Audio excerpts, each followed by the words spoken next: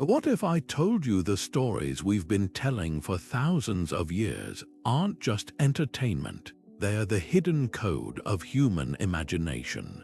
Beneath every great myth, every epic tale whispered around ancient fires or splashed across modern movie screens lies a blueprint, a master pattern that shapes how we think, dream, and even understand reality itself. These aren't just dusty old legends, they're living, breathing frameworks, imprinted so deeply into our collective psyche that they still influence everything from the heroes we idolize to the way we explain the birth of the universe. And today, we're uncovering 28 of these ancient blueprints, each one a key that unlocks a different facet of what makes us human. Think about the last time you watched a film where the hero faced impossible odds, stumbled through trials, and emerged transformed. That's not just storytelling, it's the hero's journey, a mythic template older than written history. Or consider the eerie similarities between flood myths found in cultures oceans apart, all echoing the same warning about destruction and renewal. These patterns aren't accidents. They're proof that myths are more than fiction. They're a shared language of the human experience, a way for our ancestors to encode truths about life, death, and everything in between. And whether you realize it or not, these blueprints are still running in the background of your mind, shaping how you see the world. So why do these ancient stories still resonate today? Because they speak to something primal in all of us, the questions we're still asking, the battles we're still fighting, the mysteries we're still trying to solve. From the cosmic serpent coiled at the roots of creation myths to the tragic lovers who defy fate, these 28 blueprints are like a mirror held up to humanity's deepest fears, hopes, and dreams. This video isn't just a history lesson. It's a journey into the hidden architecture of imagination itself, one that will change how you watch movies, read books, and even understand your own life story. Ready to see the world through mythic eyes? Let's begin. The hero's journey isn't just a story, it's the story, the foundational blueprint that has shaped narratives across every culture and era. At its core, this timeless pattern, famously mapped by mythologist Joseph Campbell, reveals a universal truth about human experience. Transformation doesn't come without struggle. Think of Odysseus, battered by storms and tempted by sirens, or Luke Skywalker leaving Tatooine behind to face the vast unknown. Their stories resonate because they mirror our own inner battles, the moments we're called to step into the unfamiliar, confront our fears, and emerge changed. The journey begins with the call to adventure, that pivotal moment when ordinary life is disrupted. Maybe it's a prophecy, a loss, or a sudden opportunity, like Frodo inheriting the One Ring or Mona hearing the ocean's whisper. What makes this stage so powerful is its relatability. We've all felt that tug toward something bigger, whether it's starting a new job, moving to a new city, or simply facing a personal challenge. But here's the catch: the hero often resists at first. Bilbo Baggins protests he's just a hobbit. Neo denies he's the one. That reluctance, it's part of the blueprint too, reflecting our own fears of the unknown. Then comes the trials, the heart of the journey. This is where mentors appear, like Yoda in the swamps of Dagobah or Haymitch guiding Katniss in the Hunger Games. Allies are found, enemies are faced, and the hero is tested in ways that force growth. Ancient myths and modern tales alike thrive here because struggle is universal. Beowulf battles Grendel, Wonder Woman crosses no man's land, and Mulan disguises herself as a soldier, all confronting obstacles that forge their courage. These trials aren't random, they're symbolic, representing the internal hurdles we all navigate, self-doubt, sacrifice, and the weight of responsibility. But the journey isn't complete without the return. Heroes don't just conquer their dragons, they bring back wisdom, like Odysseus returning to Ithaca with hard-won humility, or Simba reclaiming Pride Rock with a new understanding of leadership. This final stage is crucial. It's where the transformed hero shares their gifts, whether it's Frodo's resilience, Harry Potter's sacrifice, or Mona's restored connection to her ancestors. And that's why this blueprint endures. It's not just about the hero's victory, it's about ours. Every time we watch or read these stories, we're reminded that our own journeys, messy, uncertain, and full of setbacks, are part of the same ancient pattern. The hero's journey isn't just a mythic template, it's a mirror held up to the human spirit, showing us that transformation is always possible, no matter how ordinary we feel at the start. Long before telescopes or microscopes, ancient cultures imagined the birth of the universe through a symbol so simple yet profound: the cosmic egg. Picture a vast, silent darkness, and within it, a single glowing egg holding all existence in potential. This isn't just poetic imagery, it's a blueprint found in myths, from the Rigveda's golden Hiranyagarbha to the Orphic egg of Greek mystery cults, where Phanes, the first god, bursts forth in radiant light. Even the Finnish Kalevala describes the world forming from broken eggshells, while Chinese legends speak of Pangu emerging from a cosmic egg to separate yin and yang with his breath.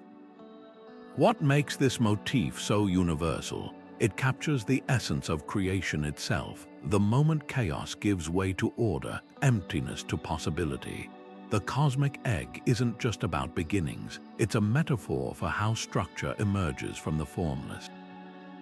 In Hindu tradition, the golden womb of Hiranyagarbha floats in the void before dividing into heaven and earth, mirroring the scientific Big Bang theory's singularity, an infinitely dense point exploding into galaxies.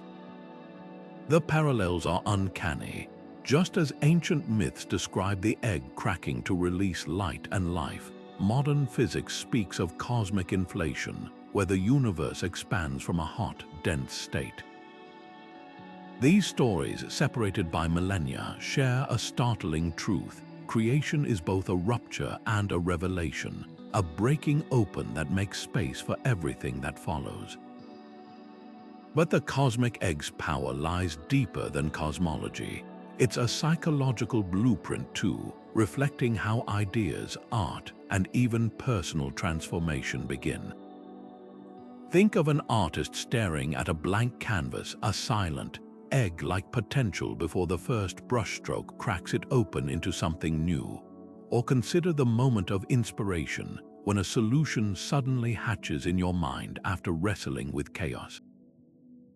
This mythic pattern resonates because it mirrors our own creative acts, whether we're building a business, writing a story, or reinventing ourselves after hardship.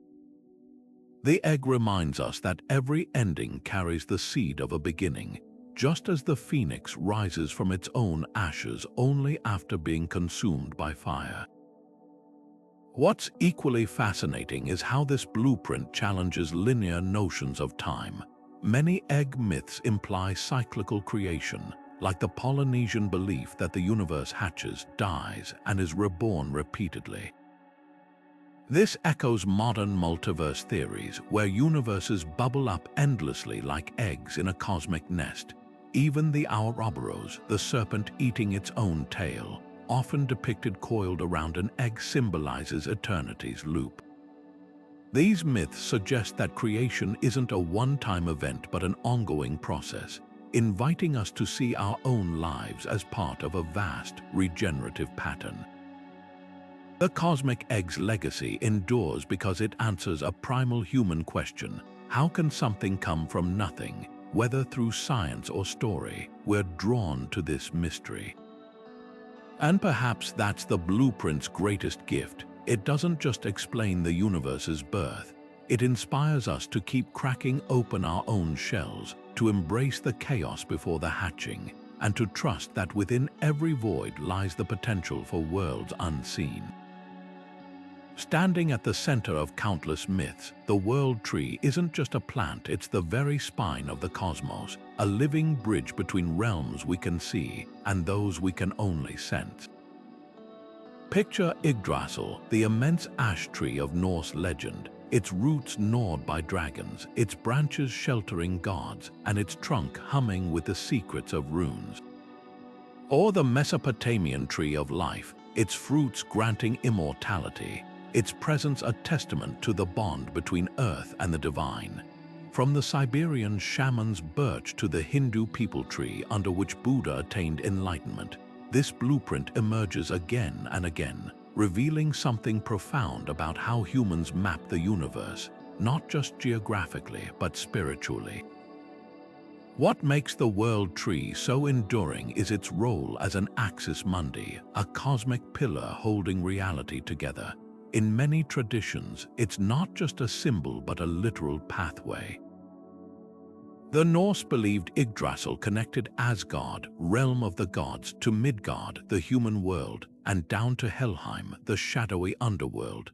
Similarly, the Maya envisioned a ceiba tree with roots in the underworld, Xibalba, and branches in the heavens.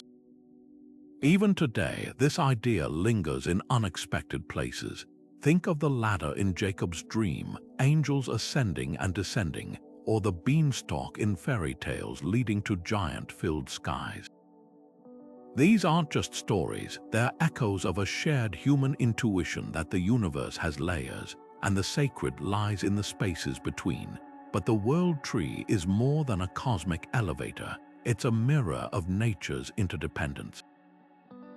Its roots drink from primordial waters, its trunk houses creatures like Odin's wise eagle or the squirrel Ratatoska carrying messages, and its leaves whisper with the wind. This isn't arbitrary detail, it's a blueprint for ecological harmony. The Amazonian samoma tree, worshipped as a mother of the forest, or the Celtic oak sacred to druids, both embody the idea that life thrives through connection. Modern environmental movements unconsciously channel this ancient wisdom when they speak of ecosystems as webs rather than hierarchies. The world tree reminds us that harming one branch shakes the whole, a lesson as urgent now as it was 1,000 years ago. Perhaps most strikingly, this blueprint maps the inner journey as much as the outer world. In shamanic traditions, climbing the world tree represents ascending to higher consciousness, a metaphor for meditation or prayer. The Siberian shaman's drum, often carved with tree motifs, becomes a vessel for traveling between worlds.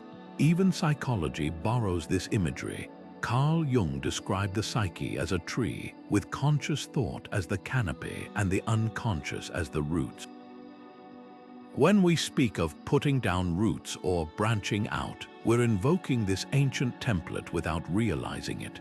The world tree isn't just out there, it's within us, a map for balancing our own heaven and earth, reason and intuition, ambition and grounding. From the Christmas tree adorned with lights to the Arbor Day ceremonies planting saplings, the world tree's legacy is alive in rituals we barely question. Its branches stretch across time, reminding us that humans have always sought to reconcile the tangible and the transcendent. And in an age of fragmentation, where screens disconnect us from nature and ideologies pit humanity against the planet, this blueprint whispers a simpler truth. Everything is linked from the smallest leaf to the farthest star.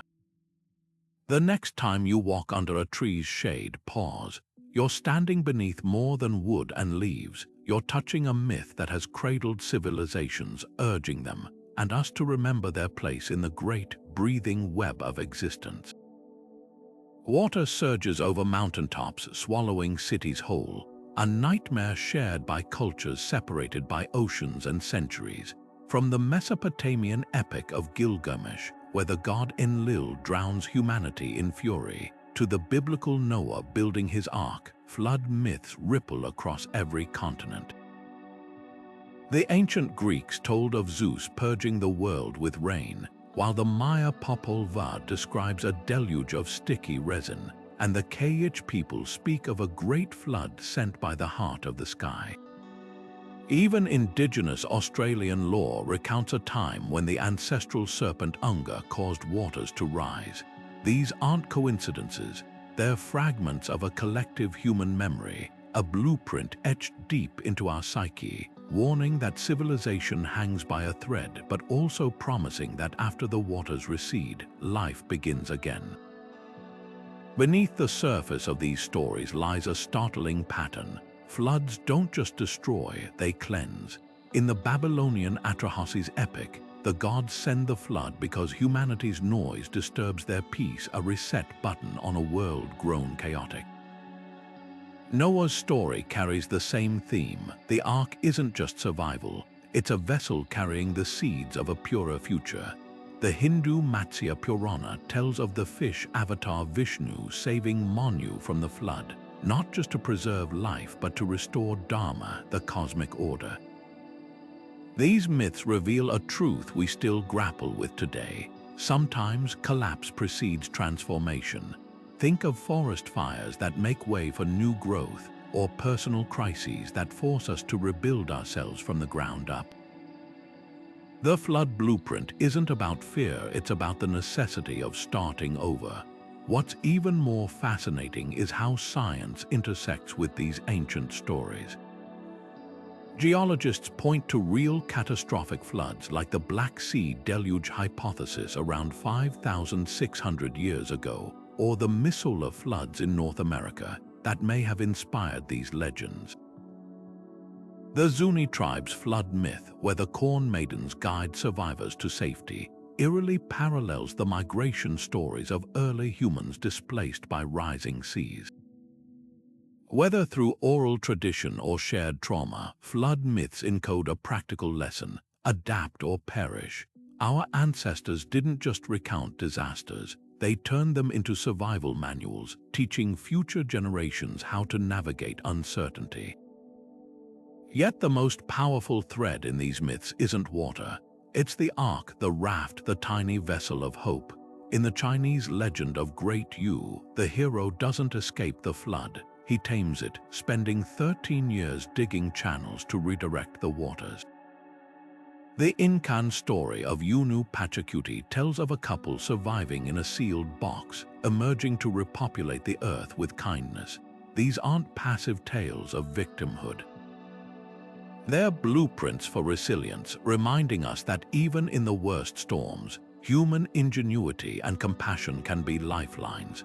When modern cities face hurricanes or rising sea levels, we're not just fighting nature, we're replaying an ancient script, one where survival hinges on preparation, community, and the stubborn belief that after the flood comes a fresh start.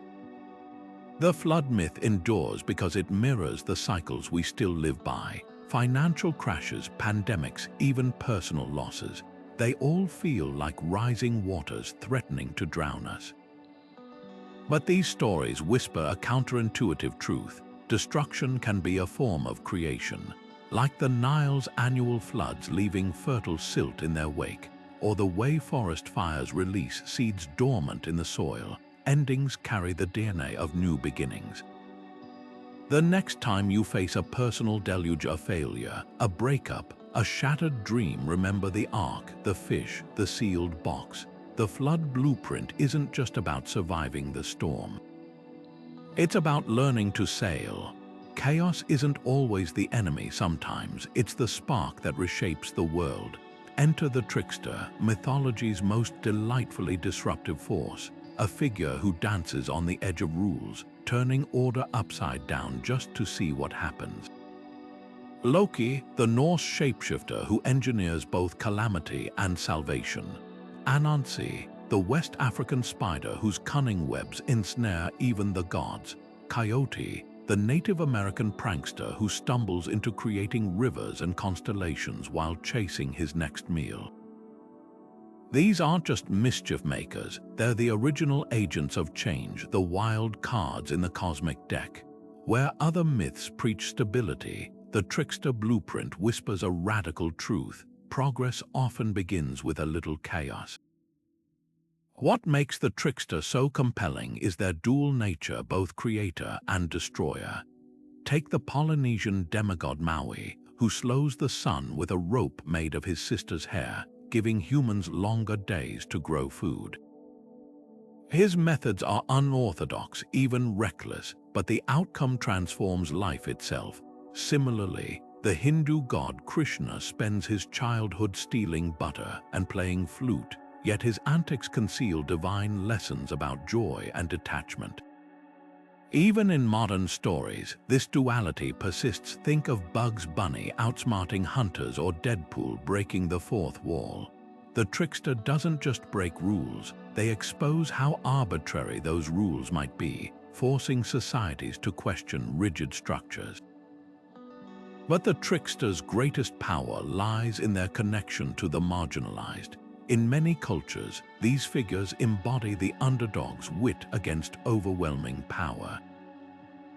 Anansi, born from Akan oral traditions, often defeats larger animals through cleverness, symbolizing how the oppressed can outmaneuver tyranny. The Cherokee rabbit trickster Jistu steals fire for humanity, much like Prometheus, but with a cheeky grin and a backflip. These stories aren't just entertainment. They're survival manuals for communities facing injustice, teaching that brains can triumph over brawn. Even today, trickster energy fuels satire, protest, and subversion. From political cartoons to viral internet memes that topple corrupt systems with laughter. Yet there's a shadow side to this blueprint. Tricksters remind us that disruption without purpose can spiral into harm. Loki's pranks escalate until they trigger Ragnarok. Coyote's greed sometimes leaves him crushed under boulders he himself rolled. This tension mirrors our own relationship with chaos. How much disorder can we tolerate before it becomes destruction? Modern science celebrates this balance. Think of controlled burns in forests that prevent larger fires, or brainstorming sessions where wild ideas eventually crystallize into innovation. The Trickster myth teaches us to dance with unpredictability, not fear it, because within every disruption lies the seed of something new. Perhaps the Trickster's most enduring legacy is their role as the ultimate shapeshifter, reflecting our own fluid identities. In a world obsessed with labels and binaries, figures like Loki, whose gender shifts with ease, or Eshu, the Yoruba trickster who wears hats colored differently on each side, challenge us to embrace complexity. They ask, why choose just one way of being? This ancient blueprint feels startlingly modern in an era of digital avatars and reinvention, where the lines between truth and illusion blur daily. The Trickster doesn't just live in myths, they live in us every time we improvise, adapt, or dare to laugh in the face of the status quo. So the next time life throws a curveball, ask yourself, what would Coyote do? The answer might just rewrite the rules. Twins in mythology are never just siblings, they're cosmic bookends, holding the universe in balance between their opposing yet inseparable forces. Take Romulus and Remus, the legendary founders of Rome, one destined to build an empire, the other to die at its walls. Or the Hindu Ashvins, golden horsemen of the dawn, whose healing powers arise from their union of sun and shadow. Even the Yoruba Orishas Shango and Ogun, one ruling fire and thunder, the other iron and war, show how twin myths encode a profound truth. Reality thrives on tension, not just harmony. These stories aren't about conflict, they're about completion, revealing how light needs darkness to define itself. Creation needs destruction to make space for the new. What's striking is how these twin blueprints mirror nature's own rhythms. The Ashvins, for instance, represent the twilight moments, dawn and dusk, when day and night briefly touch. Similarly, the Egyptian twins Shu and Tefnut embody air and moisture, forces that seem opposed yet together sustain life. ancient Greeks worshipped Apollo and Artemis, the sun and moon archers whose arrows could heal or punish. This duality echoes in modern physics, where particles and antiparticles annihilate each other yet are born from the same energy. The divine twins' blueprint teaches that opposites aren't enemies, they're partners in a dance older than time itself. But the most fascinating twist lies in how these myths handle imbalance. In Aztec lore, the twins Quetzalcoatl and Tezcatlipoca feathered serpent versus smoking mirror, alternate ruling the world, their rivalry driving cosmic cycles. One builds while the other tears down, yet both are necessary. The Zoroastrian twins Ahura Mazda and Angra Mainyu take this further, framing morality itself as a choice between light and chaos. Yet even here, the myths hint that evil exists to spur growth, like a forest fire clearing dead wood for new growth. This isn't just philosophy, it's a survival strategy. Cultures that embraced duality, like Taoism's yin-yang, often proved more adaptable to change, seeing crisis as part of renewal rather than pure catastrophe. The twin motif also seeps into our personal lives. Think of the archetypal good twin, evil twin trope in stories from Dr. Jekyll and Mr. Hyde to Star Wars Luke and Leia, one raised in light, the other in secrecy. These narratives reflect our inner struggles, the parts of ourselves we celebrate versus those we suppress. The Maya hero twins, Hunahpu and Xbalanque, embody this perfectly. They descend into the underworld not to conquer it, but to play a ball game with death itself, transforming their weaknesses into strengths. Their journey suggests that wholeness comes not by eliminating our shadows, but by integrating them. Today, the divine twins live on in unexpected ways. Science relies on paired forces like gravity and electromagnetism. Psychology explores how creativity often emerges from the tension between logic and intuition. Even pop culture thrives on dualities: Batman and Joker, Sherlock and Moriarty, proving that this ancient blueprint still shapes how we frame conflict and resolution. The next time you face an impossible choice, remember the twins.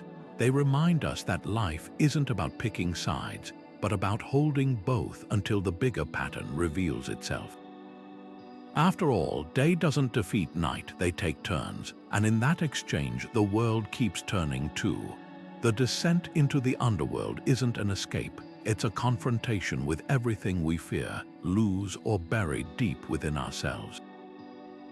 When Inanna, the Sumerian goddess of love and war, passes through the 7 gates of the Mesopotamian underworld, she's stripped of her jewels, her crown, even her clothing, until she stands naked before her sister Ereshkigal, queen of the dead.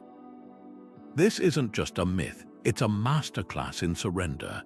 Inanna's journey mirrors the universal human experience of hitting rock bottom, where pride, status, and control mean nothing, and the only way out is through.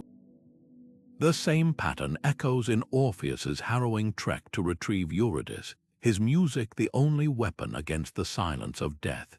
These stories share a spine-chilling truth: transformation demands passage through darkness. But why do cultures worldwide agree that wisdom lies underground? The Greek Eleusinian mysteries celebrated Persephone's cyclical return from Hades, linking her descent to the fertility of the earth itself. The Aztec hero Quetzalcoatl ventures into Mictlan to gather bones for humanity's rebirth, facing trials that mirror modern psychotherapy's shadow work. Even the Egyptian Book of the Dead isn't just a funeral text, it's a map for navigating the Juwat's treacherous landscape, where the heart is weighed against a feather. These myths reveal an ancient psychological insight: growth isn't linear. Like seeds cracking open in soil, we often need to be buried, metaphorically, before we can rise. The underworld blueprint thrives because it validates our hardest seasons. When depression, grief, or failure hollows us out, these myths whisper, "You're not lost, you're in initiation." Consider Inanna's resurrection, hanging lifeless on a hook for 3 days before being revived with the water of life. It's no coincidence that Christ's crucifixion lasts the same duration, or that Buddha spends 49 days fasting under the Bodhi tree before enlightenment. The specifics vary, but the message doesn't. Rebirth requires dissolution. Modern psychology calls this post-traumatic growth, but our ancestors framed it as literal journeys to the land of the dead, complete with guides like Hermes' psychopomp and trials like the river Styx's unforgiving currents. What's often overlooked is the underworld's paradoxical generosity. Inanna returns with deeper sovereignty. Orpheus gains poetic mastery through loss. The Finnish epic Kalevala sees Väinämöinen descending to Tuonela not to fight death, but to steal its songs, because sometimes the greatest treasures are hidden in places we'd never willingly go. This blueprint challenges our obsession with light and positivity. The underworld isn't failure, it's the crucible where false selves burn away, leaving only what's unshakable. When we avoid our personal underworlds through distraction, denial, or addiction, we stall the very transformation that could free us. Today, this mythic pattern pulses through stories we love. Neo waking up in the Matrix's real world, drenched in goo and disoriented. Mona sailing into the realm of monsters to restore T. Feti's heart. Even Harry Potter's walk into the Forbidden Forest to meet Voldemort mirrors the hero's surrender to the inevitable. These narratives work because they tap into an instinct older than civilization, the knowing that sometimes you have to let the old you die for the new you to breathe. So the next time life drags you under, remember Inanna's empty hands, Orpheus's turned head, Persephone's pomegranate seeds. The dark isn't your enemy. It's the womb. The sacred marriage isn't about romance, it's about the alchemy that happens when opposites collide and create something greater than themselves. In Hindu tradition, Shiva the destroyer and Parvati the nurturer lock in an eternal dance, their union balancing chaos and creation. Egyptian mythology paints Isis piecing together Osiris's dismembered body, her love stitching death back into life. Even the Greek Hieros Gamos between Zeus and Hera, fraught as it is, symbolizes the tension between sky and earth, power and partnership. These myths aren't just divine soap operas, they're blueprints for how seemingly opposing forces, masculine and feminine, light and dark, logic and intuition, intertwine to sustain the cosmos. Dig deeper and you'll find this blueprint etched into the fabric of reality itself. Alchemists sought the conjunctio, the mystical marriage of sun and moon, sulfur and mercury, believing it would birth the philosopher's stone. Carl Jung later mapped this onto psychology, arguing that integrating our anima feminine traits in men and animus masculine traits in women was key to wholeness. The Taoist yin-yang symbol, with its swirling halves each containing a seed of the other, is perhaps the purest visual expression of this idea. But here's where it gets personal. Sacred marriage myths reveal that conflict isn't the opposite of harmony, it's the raw material. Think of the fiery arguments between Celtic deities Brigid and Brez, whose clash of poetry and warfare ultimately fertilized Ireland's soil. Or the Yoruba Orisha's Oshun, goddess of sweet waters, and Ogun, god of iron, whose unlikely pairing teaches that strength and tenderness must coexist. What's often overlooked is how these unions transcend gender. In Mesopotamian myth, the goddess Inanna merges with her own masculine aspect, Dumuzi, to rule both heaven and the underworld. The Aztec creator Omteotl is literally two Omtecutli and Omsahuotl, yet one being, embodying duality within singularity. These stories predate modern conversations about fluid identity by millennia, suggesting that the sacred marriage blueprint was never about binary roles, but about the dance of complementary energies. A modern entrepreneur might recognize this in balancing visionary risk-taking with grounded strategy, or an artist pairing wild inspiration with disciplined craft. The sacred marriage's most subversive lesson, true union requires dissolution. When Isis resurrects Osiris, he doesn't return as his old self. He becomes Lord of the Dead, transformed by the journey. Similarly, in the tantric traditions, Shiva and Parvati's lovemaking isn't just physical. It's a metaphor for the ego's death in the fire of spiritual awakening. This echoes in relationships today. The deepest partnerships aren't those without conflict, but those where both individuals allow the relationship to change them. Rumi captured it perfectly. Lovers don't finally meet somewhere, they're in each other all along. From the chemical bonds that form molecules to the synaptic connections in our brains, the universe runs on marriage, tiny, constant unions of opposites. The next time you feel torn between two sides of yourself or struggle to reconcile conflicting ideas, remember the Hieros Gamos. The friction isn't a flaw, it's the forge where new worlds are born. Dragons aren't just monsters, they're mirrors reflecting humanity's oldest struggles against the forces that threaten to consume us. When Marduk, the Babylonian storm god, raises his winds against Tiamat, the primordial dragon of chaos, he isn't just fighting a beast, he's carving order from the swirling void. Centuries later, St. George's lance pierces not just scales but the very idea of unchecked destruction. Even modern reinterpretations like Smaug in The Hobbit or the dragons of Game of Thrones carry this ancient DNA. They embody the untamed wildfires, the raging floods, the personal addictions and societal corruptions that must be confronted for survival. The Dragon Slayer blueprint endures because it speaks to a universal truth. Creation requires courage in the face of the devouring unknown. What makes these myths so powerful is their psychological layering. The dragon often guards a treasure, whether it's the golden fleece in Greek myth or the wisdom-hoarding serpent Nidhogg in Norse legends. This isn't random symbolism. Psychologists like Carl Jung saw dragons as manifestations of the shadow self, the parts of our psyche we fear to face. When Beowulf dives into the mere to fight Grendel's mother, he's battling the submerged traumas and inherited curses that haunt his people. Similarly, in the Chinese tale of the Dragon King, the hero Lai Bing doesn't destroy the flood-causing dragon but redirects its power through irrigation canals, showing that true mastery integrates rather than annihilates the beast within. The Dragon Slayer's journey also reveals cultural fingerprints. In Western myths, victory often comes through brute force, Sigurd thrusting his sword Gram into Fafnir's heart. But Eastern traditions like Japan's Yamata no Orochi legend show cunning and ritual as weapons, with Susanoo luring the eight-headed serpent into a drunken stupor before striking.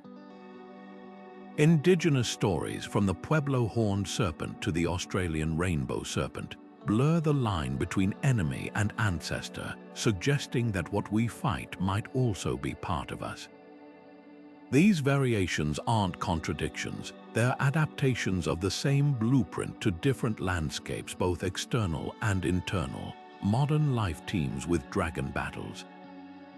Every addiction overcome, every injustice challenged, every creative project wrestled into existence echoes this ancient pattern. J.R.R. Tolkien, who infused his Smaug with the terror of industrialized war, once wrote that dragons represent evil independent of human schemes. That's why they persist in our stories, from the literal dragons of fantasy novels to the metaphorical ones in phrases like "slay your deadlines" or "tame your temper." The blueprint works because it acknowledges a hard truth: some threats won't negotiate. They must be met with unwavering resolve, whether it's a medieval knight's sword or a protester's placard against systemic oppression. Yet the wisest dragon myths hint at reconciliation. In the Zoroastrian story of Three Tauna, The hero doesn't kill the three-headed dragon Ajay but binds him beneath Mount Damavand, containing rather than erasing chaos. The Welsh tale of Merlin advising Vortigern reveals the dragons under the tower aren't foes to slaughter but forces to balance, the red dragon of Wales and the white dragon of Saxony locked in eternal struggle. Perhaps this is the blueprint's deepest lesson. We don't defeat our dragons permanently. We learn to dance with them, to harness their fire without being burned, knowing that tomorrow the battle may begin anew. Time doesn't march forward, it spirals, looping back on itself in great mythic cycles that make beginnings and endings meaningless. The Norse called it Ragnarök, the fiery twilight where gods perish, the earth drowns in blood, and two human survivors emerge from Yggdrasil's roots to start anew. The Hindus mapped it as the four yugas: golden, silver, bronze, and iron ages, each descending into corruption before the wheel turns back to purity.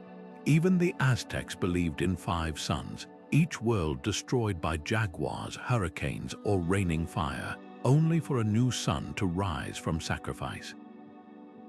These aren't just doomsday tales, they're an ancient rebuttal to modern arrogance, a whisper that civilizations, like seasons, have expiration dates, and that's not tragedy but design. What's radical about the Eternal Return is its rejection of linear time as the default. Most of us assume history is a straight line, primitive to advanced, barbarism to enlightenment. But cyclical myths disagree. The Greek philosopher Heraclitus said, "The path up and down are one and the same," while the Ouroboros serpent eats its tail, symbolizing time as an infinite loop. Indigenous Australian Dreamtime sees past, present, and future as simultaneous layers like tree rings. This isn't primitive thinking, it's profound cosmology.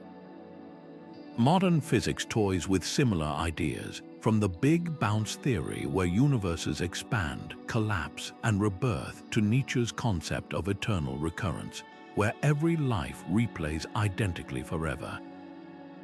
The ancients didn't have telescopes, but they glimpsed a truth we're still catching up to. Time might be more mosaic than arrow. The genius of cyclical myths lies in their psychological relief. Unlike linear narratives that demand endless progress and its attendant guilt, are you improving fast enough? Cycles normalize decay as part of renewal. The Mayan calendar didn't end in 2012. It rolled over like a cosmic odometer. The Hindu Kali Yuga, our current age of strife, promises eventual return to the Satya Yuga's harmony, not through human effort but cosmic rhythm. There's comfort here. Winter isn't failure, it's preparation for spring. When modern movements like degrowth challenge GDP obsession or permaculture mimics forest cycles, they're unknowingly reviving this blueprint. Collapse isn't the enemy, it's the compost for what comes next. Yet cyclical time also carries warnings. Ragnarök isn't just about rebirth, it's about consequences. Odin's attempts to avert doom hoarding knowledge, binding monsters only delay the inevitable, proving that suppressed chaos always returns. The Hopi speak of previous worlds destroyed by human greed, each new world given a chance to learn. These myths reject the idea of history as random. Actions ripple across lifetimes. Climate change narratives echo this eerily. Are we in another great dying, like the Permian extinction, or can we break the cycle? The blueprint suggests both. Patterns repeat, but awareness might rewrite the script. Perhaps the most haunting expression of eternal return is the wheel of samsara in Buddhism and Hinduism. Rebirth not as a blessing, but as bondage to desires. Here, breaking the cycle becomes the goal, achieved through enlightenment. It's a twist on other myths. Liberation lies not in the next turn, but in stepping off. This duality cycles as both natural order and prison shows the blueprint's flexibility. Modern storytelling loves it too. From the time loops in Groundhog Day to the spiral timelines of films like Arrival, we keep circling back to the idea that time isn't our straight, narrow cage, but a vast turning wheel. The next time you feel trapped in personal cycles, failed resolutions, repeated mistakes, remember the phoenix. Ashes aren't your end, they're your raw material. Every culture carries a memory, not of where we are, but of where we once belonged. The Golden Age isn't just a story, it's a haunting echo of a world unscarred by time, where hunger, strife, and even death hadn't yet etched their marks. The Greeks spoke of Hesiod's 5 ages, when humans walked with gods in eternal spring. Hindus revered the Satya Yuga, an era when truth alone ruled and lifespans stretched for thousands of years. Even the Bible's Eden, with its rivers of gold and tree of life, follows this pattern. Perfection precedes the fall, but here's the twist: these myths aren't really about the past. They're mirrors reflecting our deepest yearning for a world that never was, yet somehow must be. What makes Golden Age myths so potent is their paradoxical nature. Atlantis, described by Plato as a technologically advanced paradise, sinks into the ocean not by chance, but as punishment for hubris.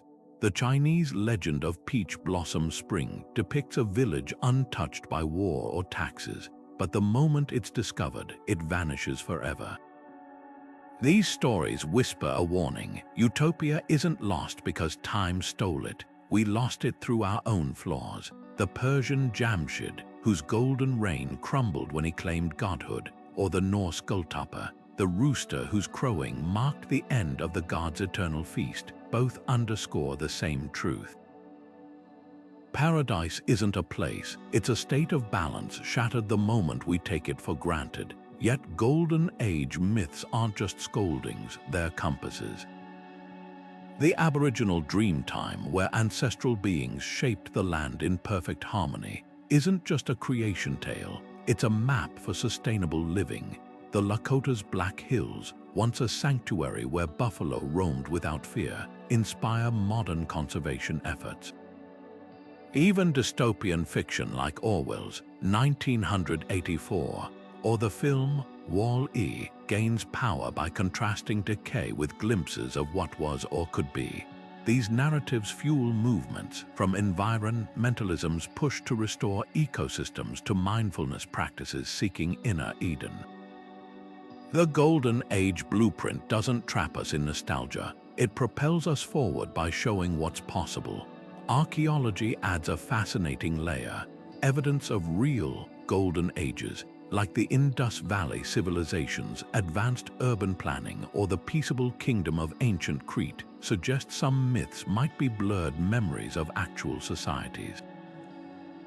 The Maori story of Hawaii, a homeland left behind during oceanic migrations, aligns with genetic trails across Polynesia. But here's the catch: these civilizations didn't collapse because they were perfect. They fell to climate shifts, invasions, or internal strife, which is precisely why their mythologized versions omit those flaws. The Golden Age isn't history, it's history edited by longing. Today, this blueprint pulses through our screens and slogans: "Make America Great Again," and similar political rhetoric worldwide tap into the same primal chord. Video games like The Legend of Zelda send heroes to restore Hyrule's former glory, while wellness influencers peddle ancestral diets claiming to return us to pre-industrial vitality. The danger lies in mistaking the metaphor for a manual. No era was ever truly golden for everyone, but the hope it kindles, that's real. When engineers design circular economies or doctors study blue zones where people live longest, they're chasing the same vision that animated Plato and Hesiod, the stubborn belief that somewhere in the past or future we got it right. And maybe, just maybe, we can find our way back. Shapeshifters don't just change form, they shatter the illusion that identity is fixed, revealing the fluid core beneath every mask. Zeus transforms into a swan to seduce Leda, a golden shower to reach Danae, proving divinity itself thrives on adaptability. The Navajo skinwalker wears the hides of animals to harness their power, while the Japanese fox spirit kitsune weaves through human lives with 9 tails and countless faces. These myths aren't about deception, they're about liberation, the freedom to slip the constraints of a single self. In a world where algorithms try to pin us to static profiles, the shapeshifter whispers an ancient secret. You're not who you were yesterday, and tomorrow you might be someone else entirely. What makes this blueprint so unsettling and thrilling is how it mirrors nature's own mutability, the caterpillar dissolving into genetic soup before emerging winged. The Arctic fox, whose fur bleaches white with winter, then browns again in spring. Even viruses, those microscopic tricksters, reshape their shells to evade immune defenses. Cultures worldwide encoded this truth into their lore. The Celtic Selkies, who shed seal skins to walk as humans, the Filipino aswang shifting between beautiful maiden and winged predator at dusk. These stories don't just entertain, they model survival in a universe where rigidity equals extinction. Modern biology confirms it. Epigenetics shows our genes expressed differently under stress, trauma, or joy. We're all shapeshifters at the cellular level, yet the myths carry warnings too. Loki's pranks turn fatal when his shape-changing insults the gods at Ragnarok's feast. The Maori Patupea, fairy beings who flicker between visibility and mist, punish those who trespass on their realms. Here, fluidity isn't limitless, it demands responsibility. This duality pulses through modern narratives. Dr. Jekyll's potion doesn't just free Mr. Hyde, it unleashes what he'd suppressed. Mystique from X-Men wrestles with whether her power to mimic others erases her true self. Even the Terminator's liquid metal T-1000 terrifies because it has no core, no weakness to fixate on. The shapeshifter blueprint forces a haunting question. If you can be anyone, who are you when the transformation ends? Perhaps the most radical shapeshifters are those who defy categorization entirely. The Hindu deity Vishnu descends as avatars, fish, boar, half-lion, not to hide but to reveal divinity's boundless forms. The Yoruba trickster Eshu wears a hat that's black on one side, red on the other, so no matter which angle you view him from, you're only seeing half the truth. These stories explode binary thinking centuries before postmodernism. They resonate today in gender fluidity, multicultural identities, even the digital avatars we craft online. When a teenager switches pronouns or an immigrant code switches between languages, they're channeling the same ancient energy as Zeus or the Kitsune, not rejecting identity, but expanding its possibilities. The shapeshifter's ultimate gift might be empathy. To wear another's form is to momentarily live their struggles. When the Inuit sea goddess Sedna's fingers, chopped off by her father, become seals and whales, it's a grim reminder that all life is interconnected. Modern VR technology, allowing us to step into another's perspective, is just the latest tool for this primordial practice. So next time you adapt to a new role, parent, professional, caregiver, remember the skinwalkers and selkies. Transformation isn't betrayal of yourself, it's how you discover who else you've been all along. The heavens themselves have never been peaceful. Gods wage wars that shake the cosmos, their battles etching the very laws of existence into the fabric of reality. Take the Titanomachy, the Greek 10-year war where Zeus and the Olympians overthrow Cronus and his titanic siblings, hurling lightning against primordial might. Or the Egyptian saga of Horus, the falcon-eyed sky god, battling Set, the stormy embodiment of disorder, their feud spanning 80 years of divine courtrooms and shape-shifting duels.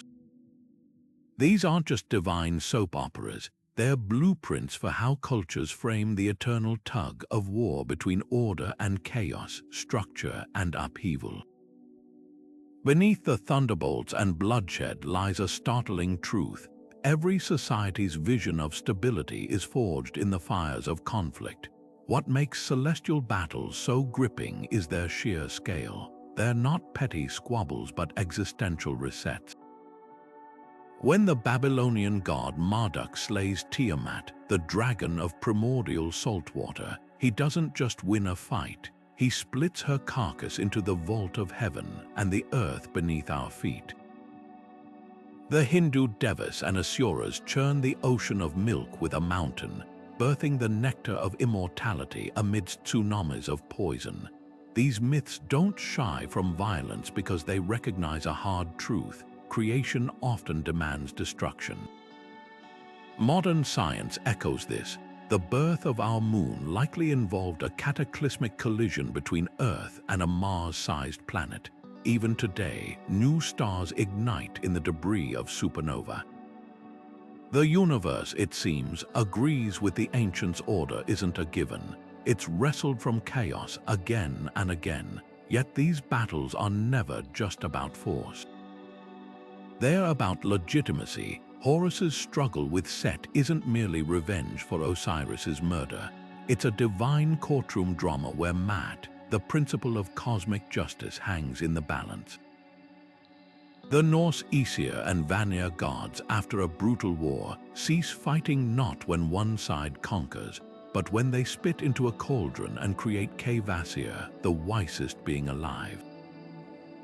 Even the Titanomachy ends with Zeus pardoning some titans, like Prometheus, who aid his rule.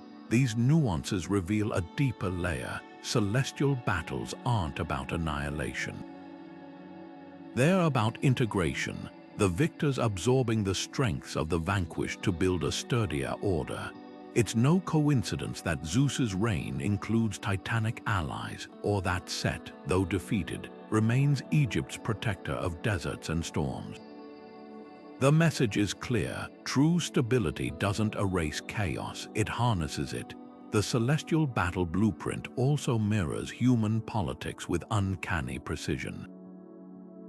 The Aztec myth of Huitzilopochtli, the sun god, dismembering his sister Coyolxauhqui, mirrors real-world dynastic struggles, sibling against sibling for control of Tenochtitlan. The Japanese Amaterasu's retreat into a cave, plunging the world into darkness until laughter lures her out, reflects how rulers' moods shape empires. These myths served as cosmic justification for earthly power structures, but they also carried warnings. When the Olympians overthrow the Titans, they inherit their father's paranoia. Zeus swallows Metis to avoid a prophesied overthrow, repeating Cronus's cycle of fear. The lesson: victory without self-awareness plants the seeds of the next rebellion. Today, these ancient wars live on in stories we can't resist. The Jedi and Sith's eternal conflict in Star Wars, the Avengers' battles against Thanos, all tap into the same primal template. Even climate change discourse frames humanity's struggle against natural chaos as a modern titanomachy. But the myths whisper a counterintuitive truth: the battle never really ends. Set may lose to Horus, but he's still out there stirring sandstorms. Ragnarok looms over Asgard no matter how many monsters Odin chains. Perhaps that's the real wisdom hidden in these clashes.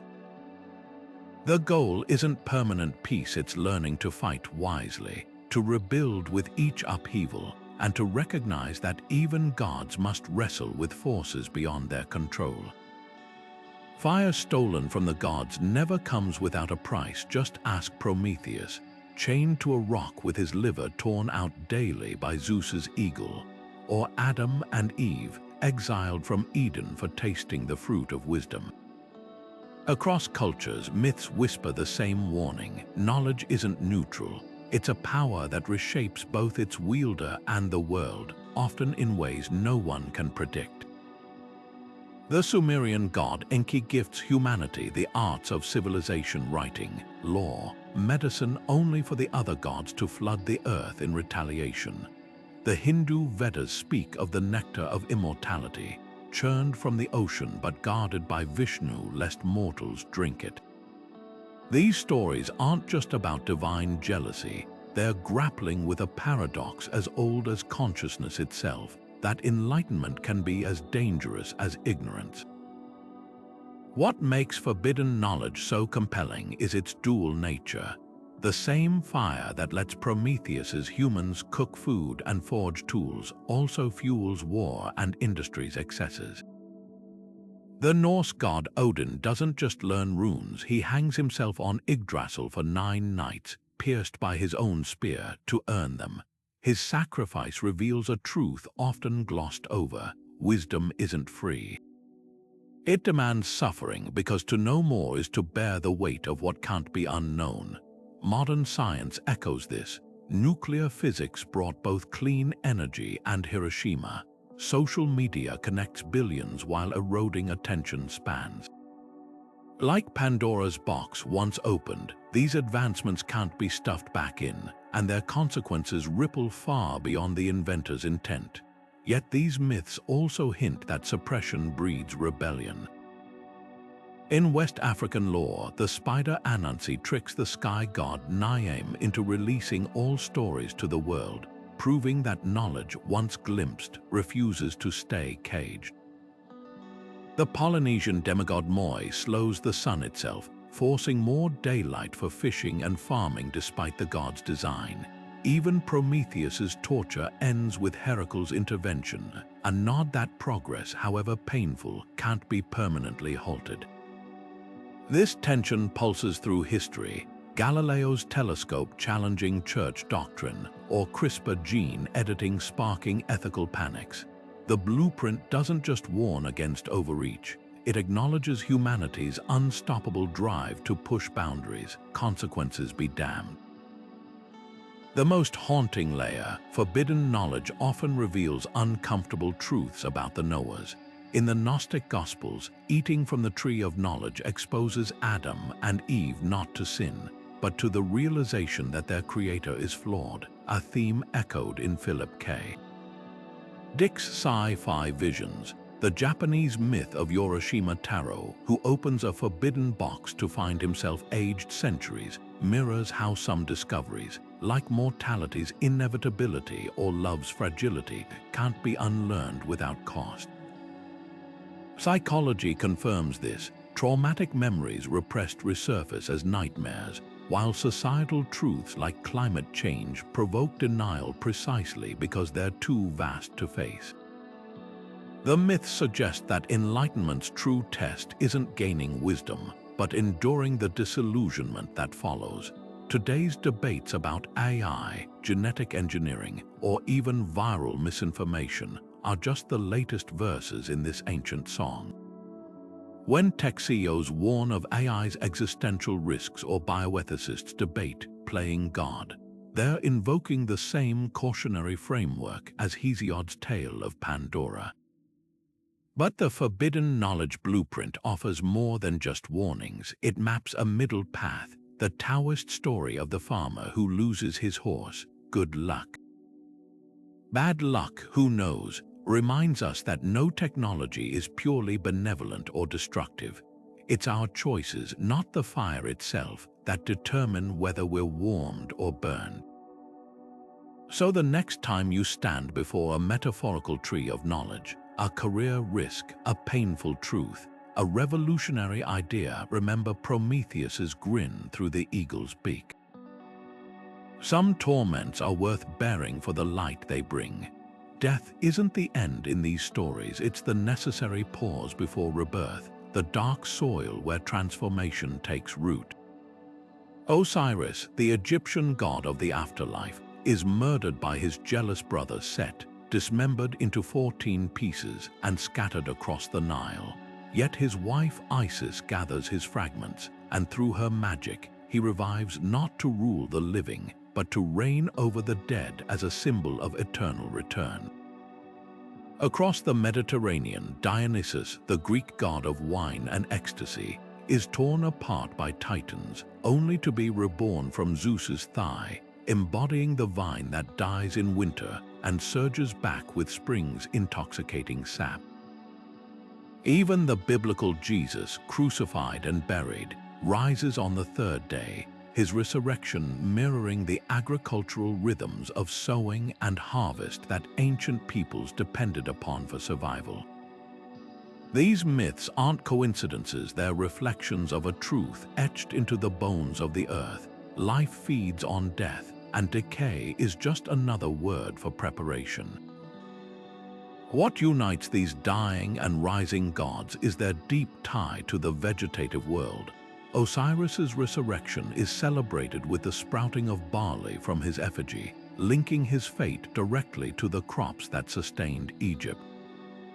Dionysus's worshippers, the Maenads, carried Theus's staffs wrapped in ivy, a plant that stays green even in winter, defying the seasons.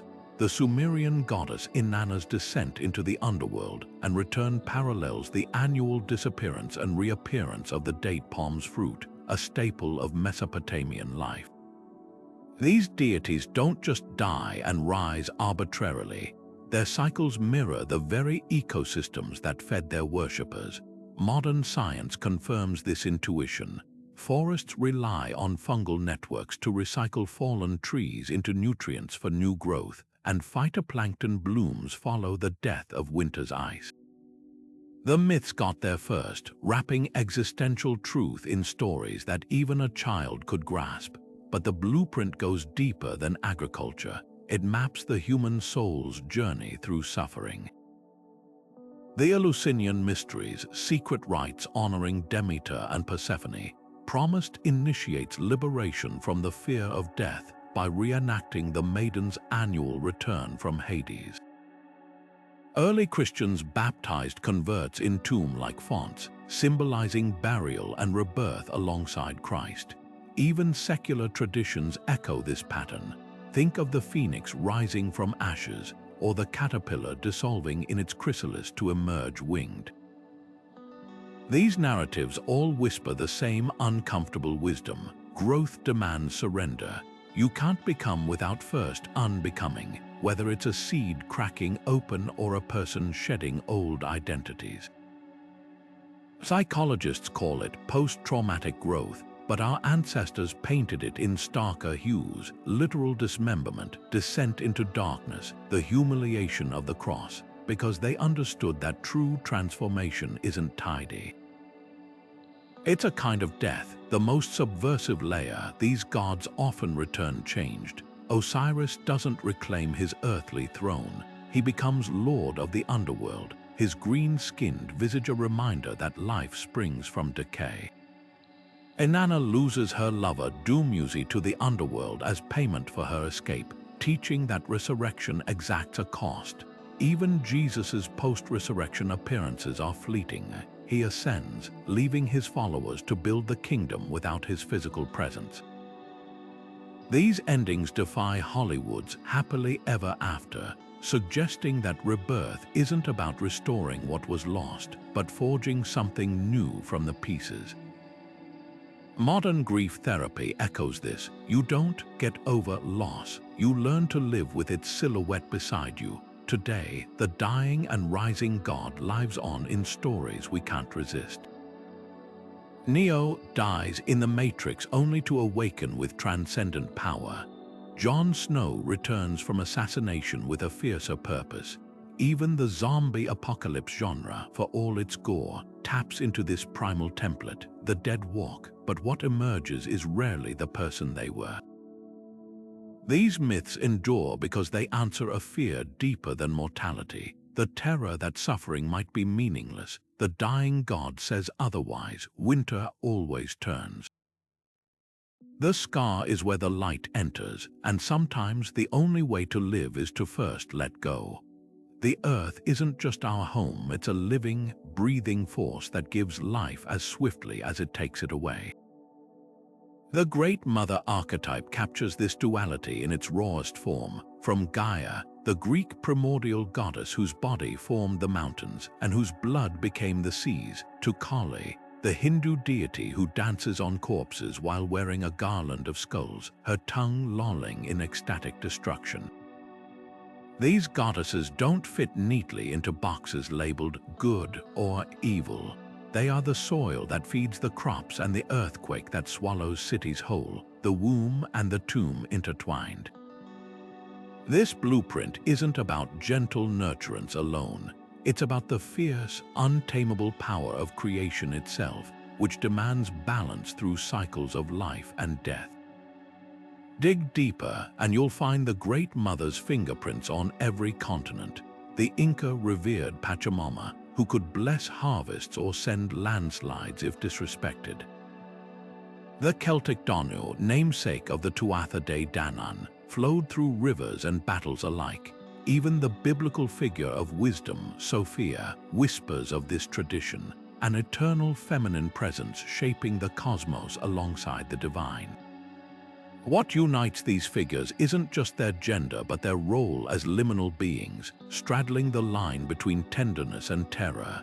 The Aztec Coatlicue, her skirt of writhing snakes and her necklace of human hearts, births the god Huitzilopochtli while being murdered by her other children, a stark reminder that creation and violence often share the same heartbeat.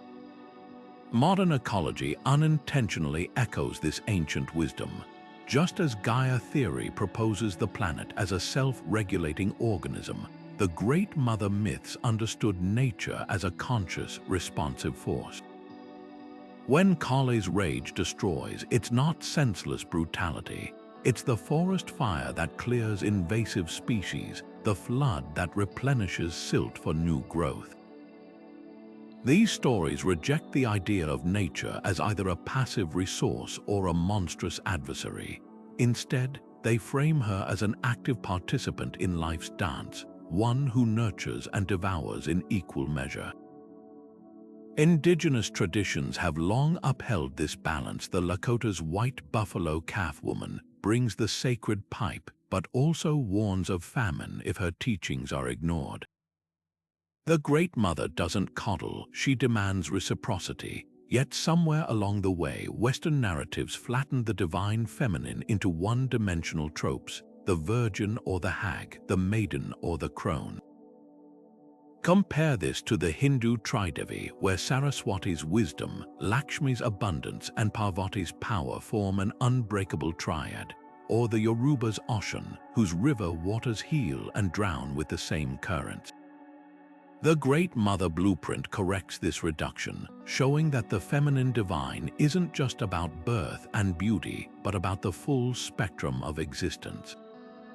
Even gentler figures like the Virgin Mary carry traces of this. Her title as Queen of Heaven echoes Isis's throne, and her sorrow at the crucifixion mirrors Demeter's grief for Persephone. Perhaps the most radical lesson of the Great Mother lies in her refusal to apologize for destruction. Kali's laughter as she tramples Shiva isn't cruelty, it's the freedom of a force unbound by patriarchal expectations. The Inuit Sedna, betrayed by her father and left to rule the icy depths, governs the sea mammals humanity depends on, but she withholds them when hunters break taboos. These myths don't vilify her wrath, they contextualize it as the natural consequence of imbalance. In an era of climate crisis, this blueprint feels urgently relevant. The Earth isn't angry, she's reacting, just as Gaia did when she unleashed Typhon against the Olympians for overthrowing her Titan children. Today, the Great Mother resurfaces in unexpected places. The surge of interest in goddess spirituality, the environmental movements framing of Earth as a living being, even sci-fi like Avatar's Iowa, all tap into this primal archetype. But her true power lies beyond trendiness. She's a mirror for our own dualities, the capacity to create art and wage war, to heal and to hurt. To stand before Kali or Coatlicue is to confront the parts of ourselves we've been taught to suppress, the rage that defends boundaries, the wildness that resists domestication. The Great Mother doesn't ask for worship. She demands acknowledgement that life's sacredness isn't separate from its brutality, and that true harmony means embracing both.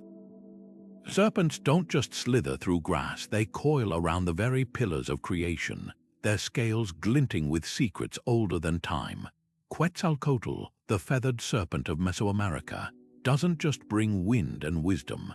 His sinuous body bridges earth and sky, matter and spirit.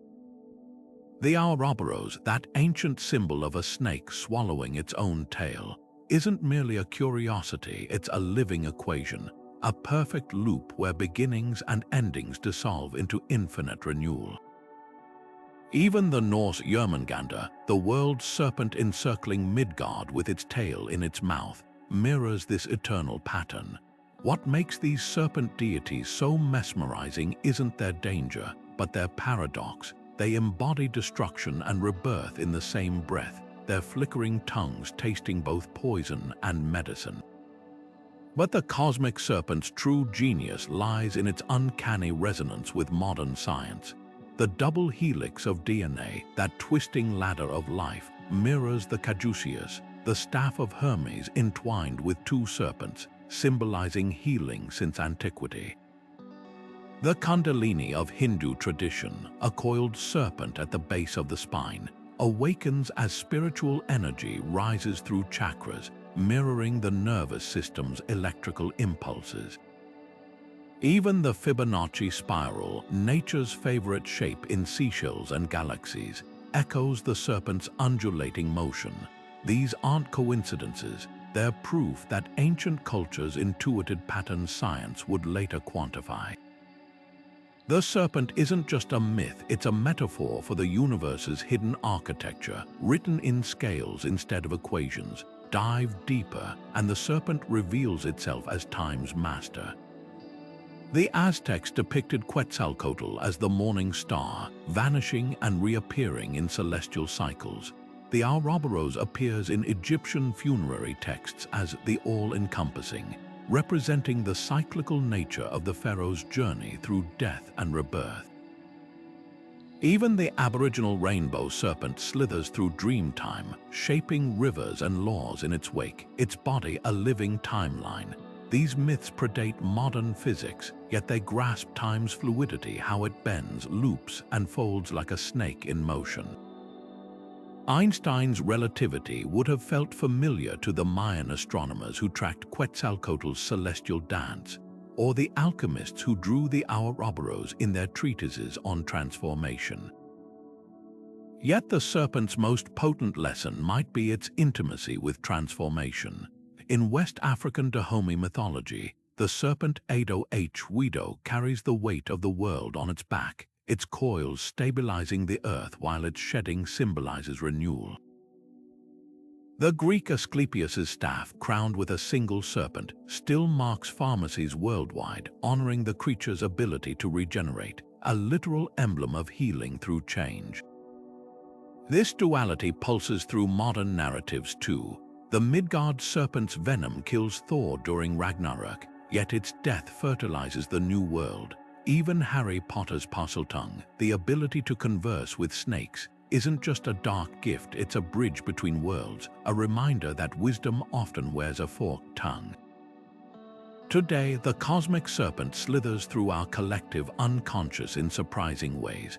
The DNA helix tattoo, the Ouroboros in corporate logos, even the medical caduceus, all nod to this ancient blueprint. But its deepest power lies in its challenge to linear thinking. The serpent doesn't march forward, it spirals, reminding us that progress isn't always a straight line.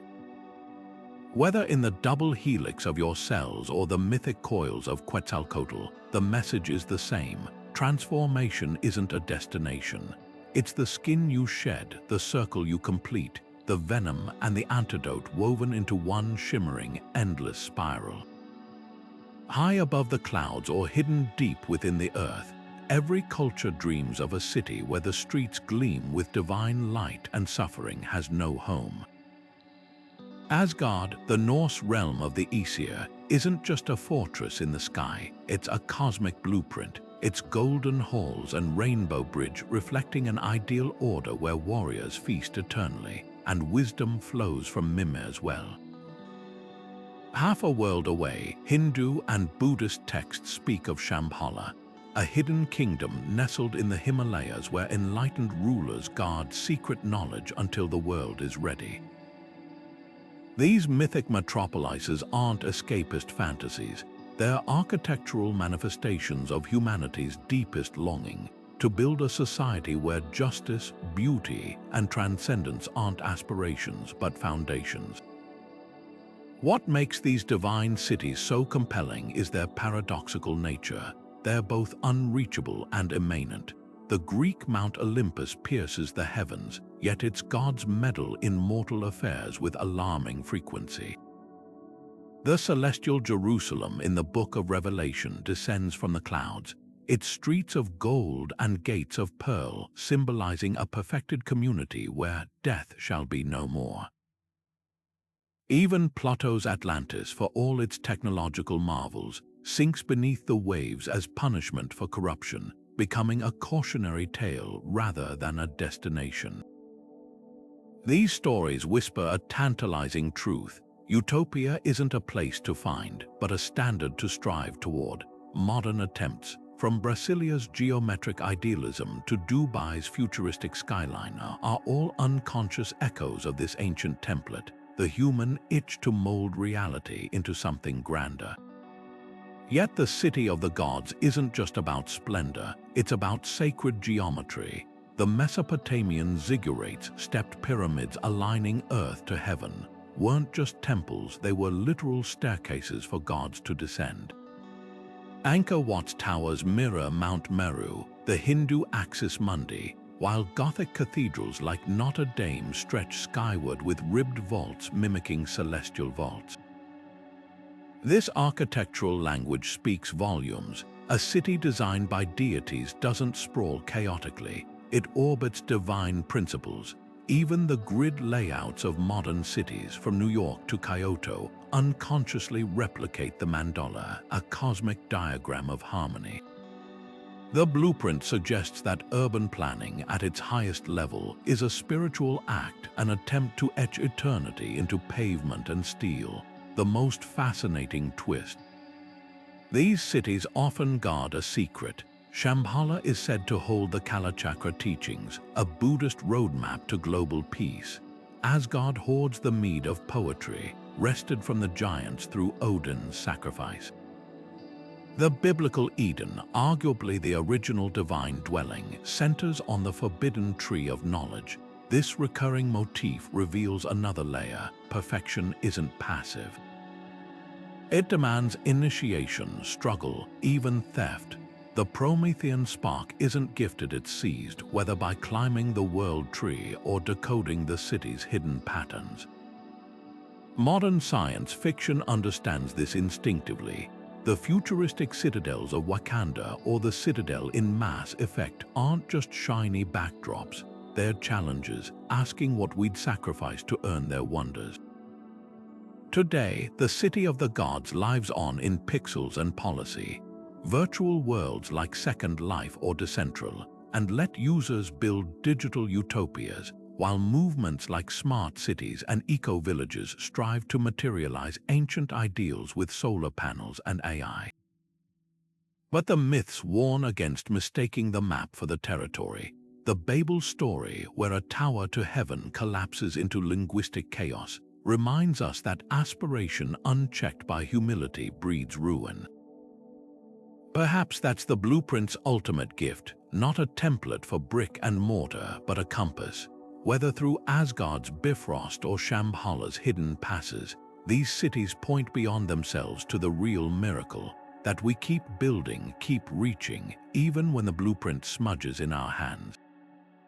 The sword in the stone doesn't budge for just anyone. It waits for the boy who doesn't yet know he's a king.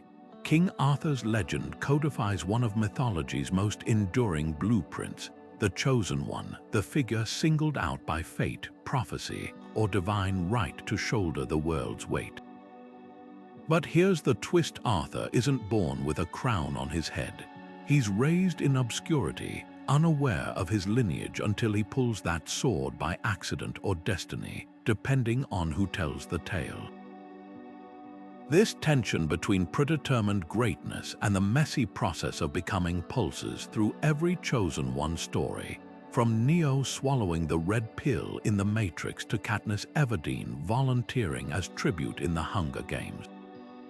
The blueprint doesn't just ask who will save the day, it asks why them, and what happens when an ordinary person discovers they're anything but ordinary.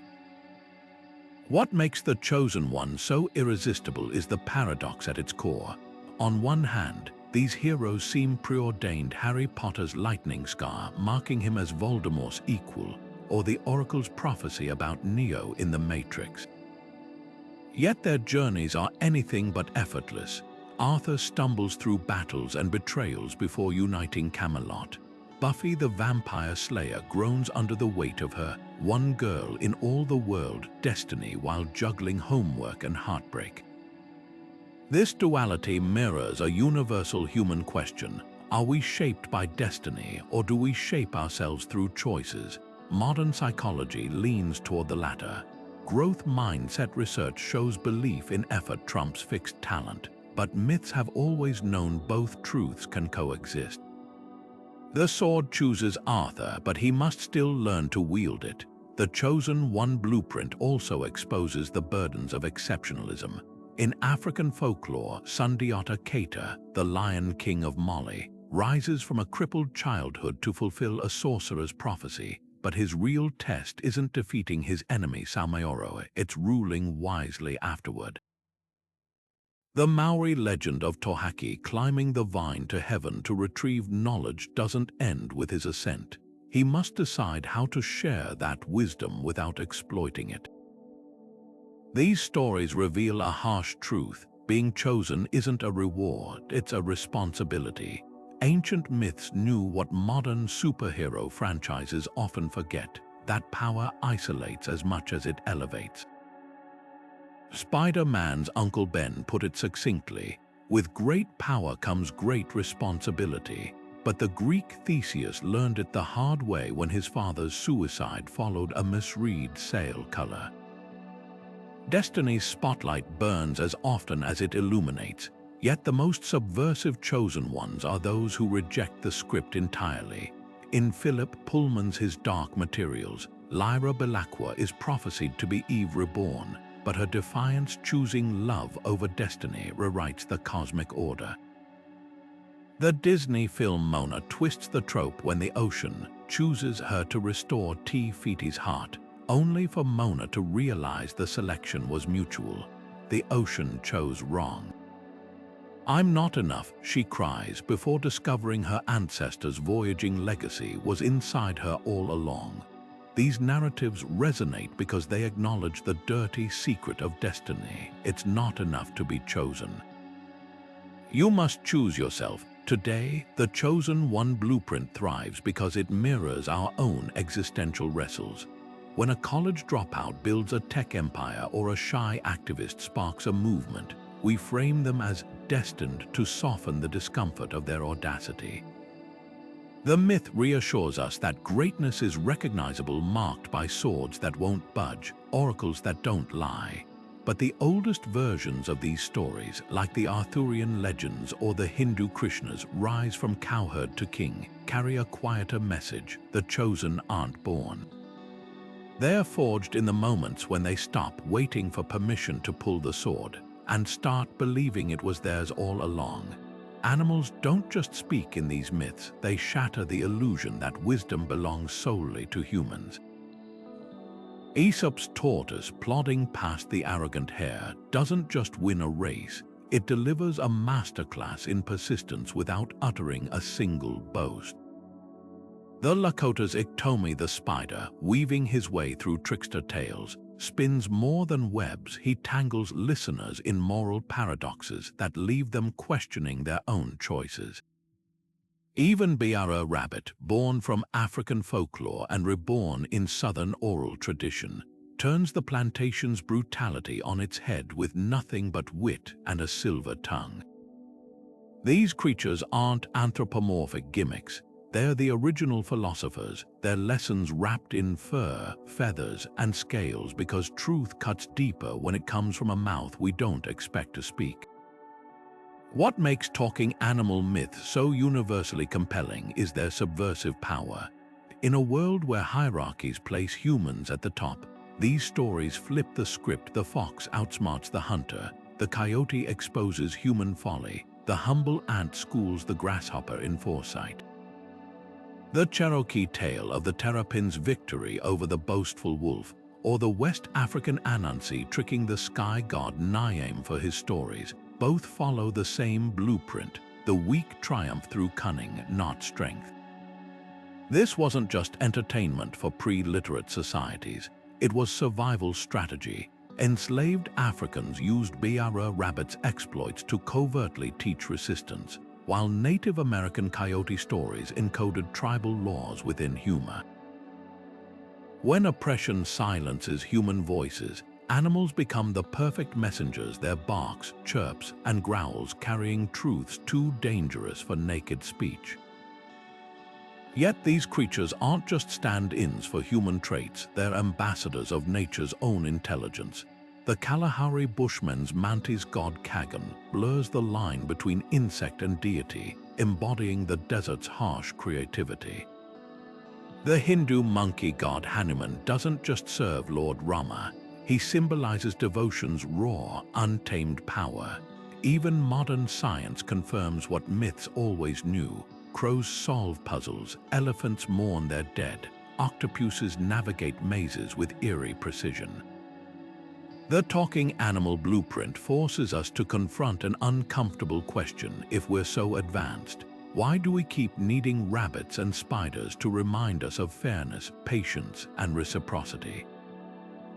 The most profound of these myths reveal animals as bridges between worlds. The Norse god Odin learns the secrets of runes from the severed head of Mimir, but it's his ravens, Hugin thought and Munin memory, who bring him wisdom from their daily flights across the 9 realms.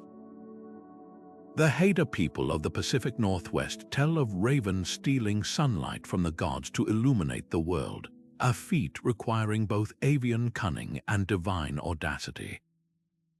These stories suggest that animals don't just speak our language, they interpret the universe's deeper dialects, translating the whispers of trees, the riddles of rivers, into parables we can grasp. Today, the talking animal lives on in cartoons and children's books, but its ancient potency remains. When Watership Down's rabbits grapple with tyranny and survival, or when the lion Aslan in Narnia roars with primordial authority, they tap into the same archetype that once made elders lean closer to the firelight. The blueprint endures because it answers a primal hunger not for escapism but for re-enchantment.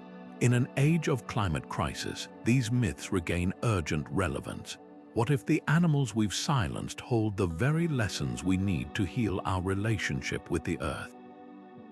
The next time a crow caws or a fox crosses your path, pause. They might not speak in words, but the myths remind us they've been talking all along. The labyrinth isn't just a puzzle, it's the ultimate metaphor for the human condition, a twisting, turning journey where every dead end and false passage mirrors our own struggles with uncertainty. At the heart of the Greek myth, Theseus doesn't merely slay the Minotaur, he navigates the maze confounding corridors with Ariadne's thread as his lifeline, a literal and symbolic tether to clarity in the face of chaos.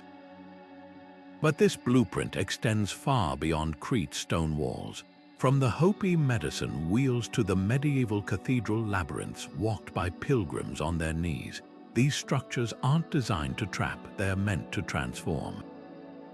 The labyrinth's genius lies in its duality. It's both a prison and a sacred path, a test of patience as much as courage.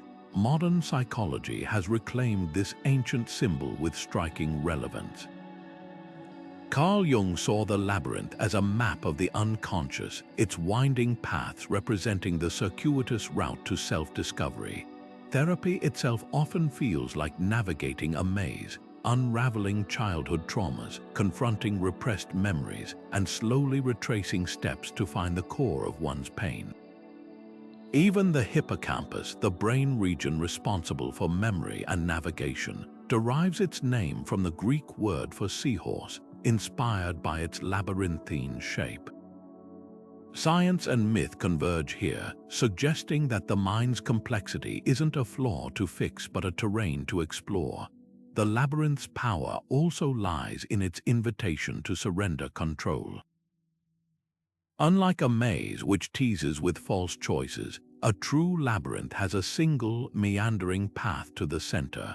Walking it becomes a meditation, forcing participants to trust the process rather than rush to the destination. Chartres Cathedral's 13th-century labyrinth, meant to mimic a pilgrimage to Jerusalem, offers no shortcuts, just like life's most profound lessons. This resonates in practices from mindfulness to addiction recovery, where progress isn't linear but cyclical, full of backtracking and breakthroughs. The labyrinth teaches that getting lost isn't failure, it's part of the design. Pop culture thrives on this blueprint too. The shifting staircases of Hogwarts, the eerie Overlook Hotel's hedge maze in The Shining, even the cybernetic corridors of Tron, all tap into the visceral unease and exhilaration of navigating the unknown. Video games like Dark Souls or Hades literalize the metaphor, punishing players with brutal twists while rewarding persistence. These modern retellings prove the labyrinth isn't just a relic. It's a living framework for storytelling because it mirrors our deepest anxieties, the fear of wasted effort, the dread of circling endlessly without progress. Yet the labyrinth's most subversive lesson might be its lack of a monster. The Minotaur, for all its terror, is almost secondary. The real challenge is the maze itself. Similarly, life's hardest trials often aren't external villains but internal storms. Indecision, doubt, the gnawing question of whether we're moving forward or in circles. The labyrinth reassures us that the journey is the purpose. When medieval pilgrims reached the center of a cathedral labyrinth, they didn't find treasure. They turned around and walked back out, carrying whatever revelation the walk had sown. Perhaps that's the blueprint's enduring gift. Not a map to escape life's chaos, but the quiet certainty that every twist, even the painful ones, is weaving a pattern we'll understand only in retrospect. Love stories don't always end with wedding bells. Sometimes they crash headfirst into the walls society builds, leaving cracks that echo for centuries. Romeo and Juliet's balcony whispers and poison-induced slumber might be Shakespeare's most famous tragedy, but their blueprint stretches back to ancient Babylon with Pyramus and Thisbe, two lovers separated by a wall, their blood staining mulberries red. These tales aren't just tearjerkers, they're seismic shocks that expose the fault lines between passion and prejudice, individual desire and collective expectation. What makes them unforgettable isn't the tragedy itself, but the way love, even doomed, refuses to kneel to the rules meant to crush it. The star-crossed lover's archetype thrives on forbidden chemistry. In the Indian epic Mahabharata, Abhimanyu and Uttara's love defies the bloodshed of war, while the Chinese legend of Liang Shanbo and Zhu Yingtai, often called the butterfly lovers, sees a woman disguising herself as a man to attend school, only to fall for her classmate, their souls reborn as intertwined butterflies after death. These narratives share a spine. Love doesn't just cross social boundaries, it obliterates them, whether it's feuding families in Verona or caste divisions in South Asian folklore. The tension isn't accidental, it's the story's heartbeat, proving that the more forces try to smother a flame, the brighter it burns. Yet these myths do more than romanticize defiance. They reveal love as the ultimate act of resistance. The Persian tale Layla and Majnun paints Majnun as a man driven to madness by a love so consuming, his tribe's disapproval becomes meaningless. His poetry in the desert, whispering Layla's name to the wind, mirrors the real-life Sufi mystics who used love as a metaphor for divine union, untouchable by earthly laws. Even West Side Story, the modern riff on Romeo and Juliet, frames Maria and Tony's love as a rebellion against tribalism, their brief moments together a sanctuary from the Jets and Sharks' violence. The message is clear: in a fractured world, love is the glue that refuses to set neatly within the lines. What's often overlooked is how these stories weaponize fate. The term star-crossed doesn't just mean unlucky, it suggests the lovers were doomed by celestial design, their paths etched in constellations before they drew breath. The Greek myth of Hero and Leander sees Leander drown swimming the Hellespont to meet his beloved, while Hero's grief drives her to leap from her tower. Their tragedy isn't just bad luck, it's the gods reminding mortals that love, in its purest form, threatens the established order. This divine interference adds a cruel irony. The very forces that condemn the lover's society, family, even destiny, often create the conditions for their legend to endure. The star-crossed blueprint endures because it's both warning and salve. Warning because it shows the cost of division the Montagues and Capulets only reconcile over their children's corpses. Salve because it assures us that even the briefest love can rewrite the world. When Dido burns herself on a pyre after Aeneas abandons her in Virgil's Aeneid, her ashes become Carthage's rallying cry against Rome. When Tristan and Isolde drink their fateful potion, their affair topples kingdoms. These lovers lose their lives but win the narrative, their stories outliving the empires that tried to silence them. Today, the star-crossed template pulses through every rom-com obstacle, every vampire-human romance, every Titanic style, us against the world tearjerker.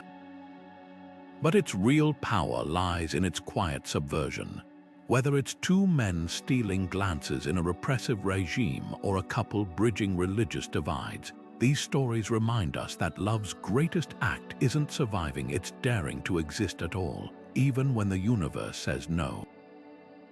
The tragedy isn't that they failed, it's that they tried, knowing full well how the story ends, and in that trying, they etch their names not in stone, but in stardust. A sword lodged in stone, a hammer only the worthy can lift. These aren't just tools, but tests. The magical weapon blueprint cuts straight to humanity's oldest dilemma: what separates true sovereignty from brute force? Excalibur, gleaming in Arthur's grip, isn't just sharper than ordinary steel.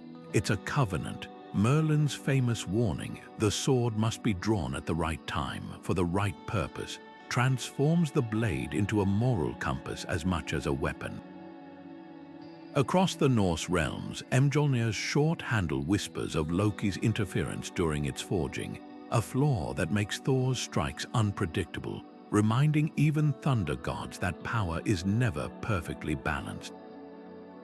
These artifacts don't exist to conquer, but to reveal. The hand that wields them is scrutinized as fiercely as the foes they face, yet the weapon's magic often lies in its restrictions. The Japanese kusanagi note, tsurugi, plucked from a dragon's tail, brings victory but also calamity if misused, a lesson the emperors who housed it in shrines rather than battlefields understood deeply. The Hindu Sudarshana chakra, Vishnu's spinning discus, can't be wielded for personal vengeance. It returns to its master's hand only when justice aligns with cosmic order. Even modern iterations follow this rule. The One Ring corrupts all but the humblest hobbits, and Captain America's shield rebounds only when thrown with pure intent. The blueprint's brilliance is its built-in fail-safe power bends toward those who have been tempered first, but the weapons also reflect their culture's deepest values. The African tale of Shango's double-headed axe doesn't just symbolize the Yoruba god's control over thunder, Its balanced blades mirror the ideal of equitable rule. The Maori Potu, a short club carved with ancestral spirals, turns combat into a sacred dialogue between the living and the dead. Compare this to Western myths, where swords often symbolize singular leadership, and the contrast speaks volumes. Magical weapons aren't generic, they're cultural fingerprints encoding everything from caste systems to gender roles. The Greek Atalanta's hunting spears, which never miss because Artemis blessed them, challenge patriarchal norms by proving skill isn't bound by sex, while the Chinese Monkey King's staff, shrinking or expanding to fit his needs, embodies Taoist adaptability. The most haunting versions of this blueprint involve weapons that outlive their masters. King Arthur returns Excalibur to the Lady of the Lake because Britain isn't ready for its ideals.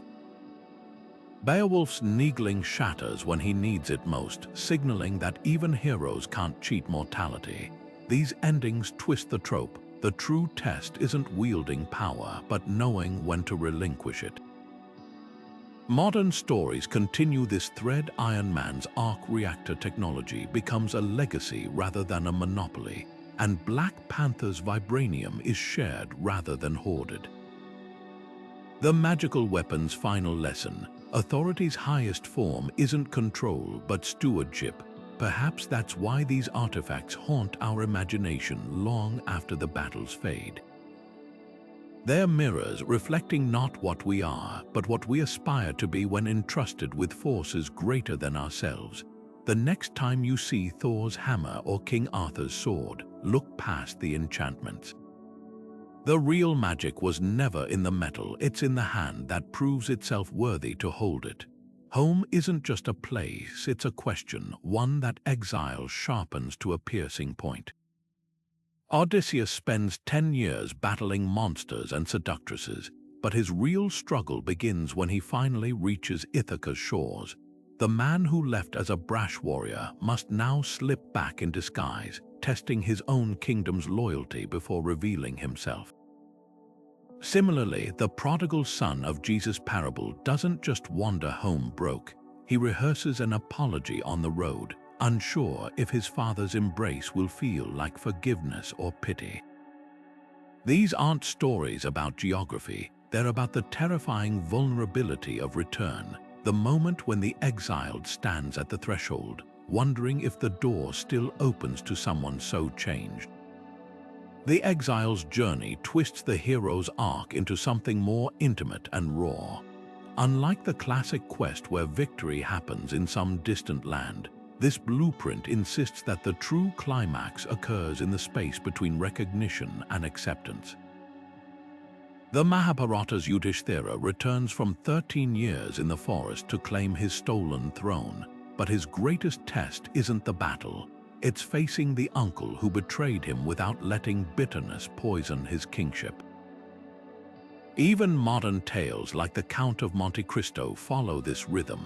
Edmund Dantès spends years plotting revenge, only to discover that homecoming demands more than vengeance. It requires deciding who he'll be after the reckoning. What makes these stories so universally resonant is how they redefine belonging. The prodigal son's brother who stayed behind voices the quiet fear we all harbor, that transformation might go unrewarded or worse, unnoticed. Odysseus's old nurse recognizes him not by his face, but by the scar from a childhood boar hunt, a detail that cuts to the heart of Exile's paradox. You can't erase the years away, but the marks they leave might just prove your authenticity. This theme pulses through diaspora narratives today, whether it's refugees rebuilding in war-torn homelands or adult children navigating family dynamics after years abroad. Home isn't static, it's a relationship that demands renegotiation with every homecoming. Yet the most radical returns are those where home itself must change. In African American folklore, the flying Africans who escaped slavery could only return to their homeland by shedding the weight of oppression, literally taking to the skies. Their return isn't just physical, it's a metaphysical reclaiming of identity. The Jewish Exodus, too, frames the Promised Land as a place that exists not just in space, but in time, a future forged through 40 years of wandering. These versions of the Exiles return reject nostalgia. They insist that home isn't somewhere you go back to, but something you grow toward. The blueprint's power lies in its refusal of easy resolutions. Odysseus's reunion with Penelope is tender but shadowed by the suitor's blood staining the palace floor. The prodigal son's feast happens alongside his brother's silent resentment.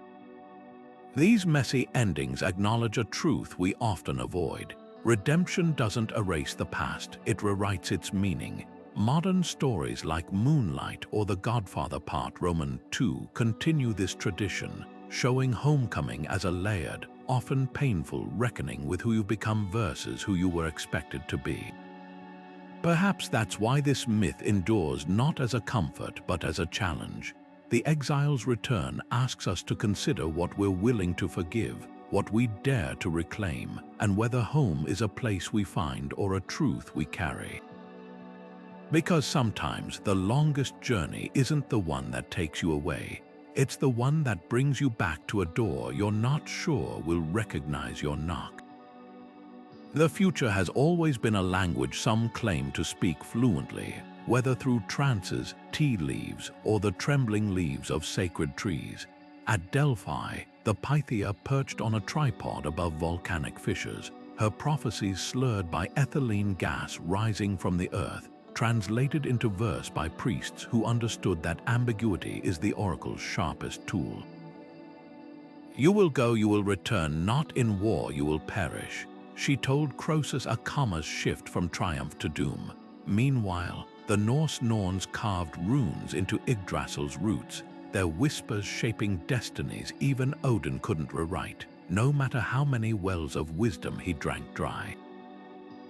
These seers didn't just predict events, they framed time as a tapestry where threads could be tugged but never severed, their words less about certainty than the weight of possibility. What makes oracular voices so compelling is their liminality.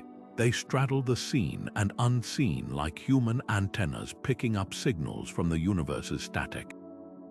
The Roman augurs read birds' flight patterns not as random chaos but as divine semaphore, while West African Babalawoes cast palm nuts to decode the Orisha Oran Miller's will.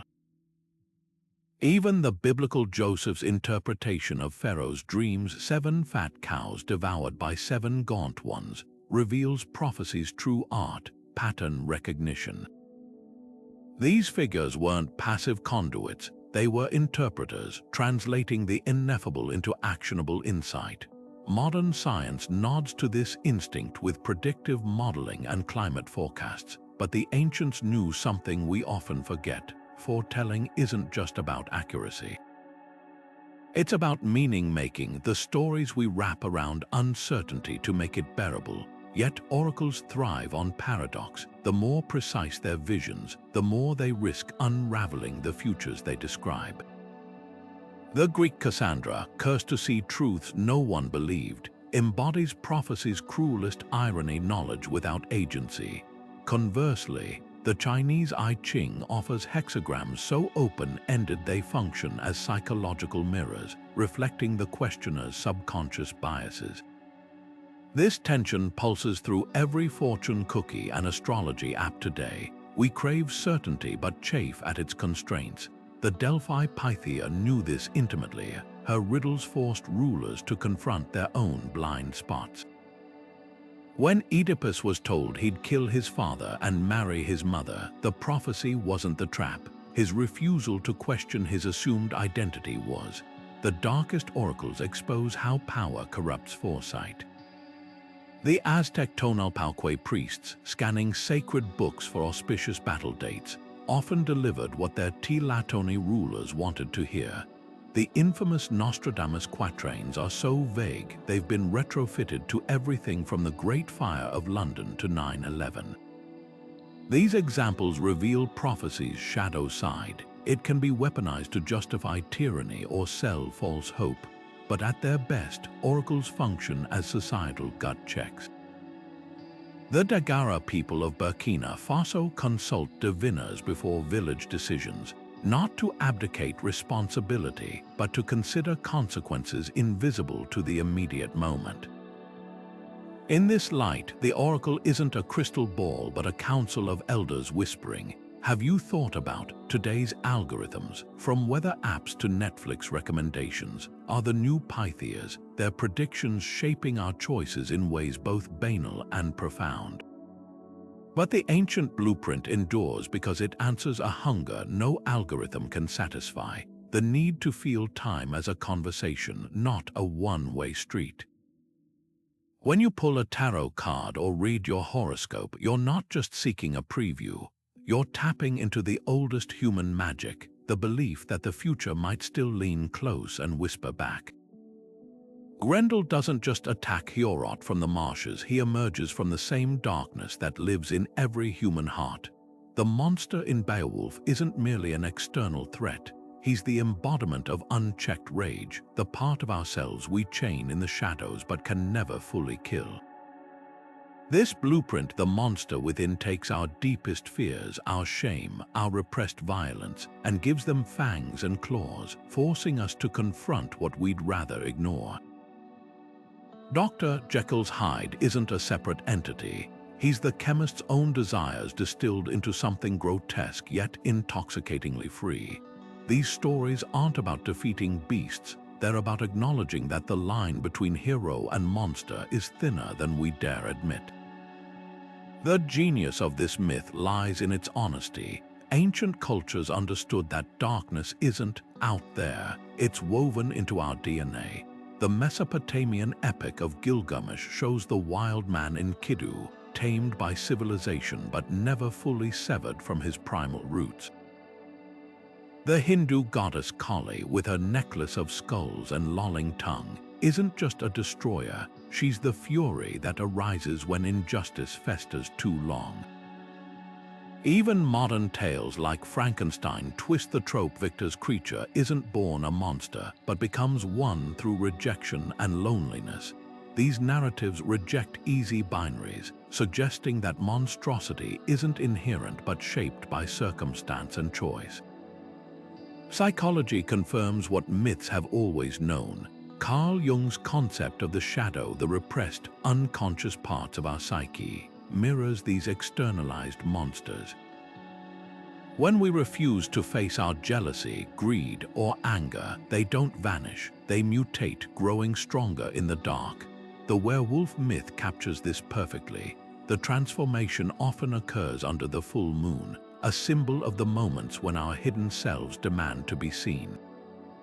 Modern therapy's emphasis on integration, acknowledging rather than suppressing our ugly emotions, is just the clinical echo of an ancient truth. The monster grows fiercer when you refuse to name it. But the most unsettling versions of this blueprint blur the line between hunter and hunted. In Beowulf, the hero's triumph over Grendel is undercut by the arrival of the creature's mother, whose grief-driven vengeance forces us to question who the real monster is.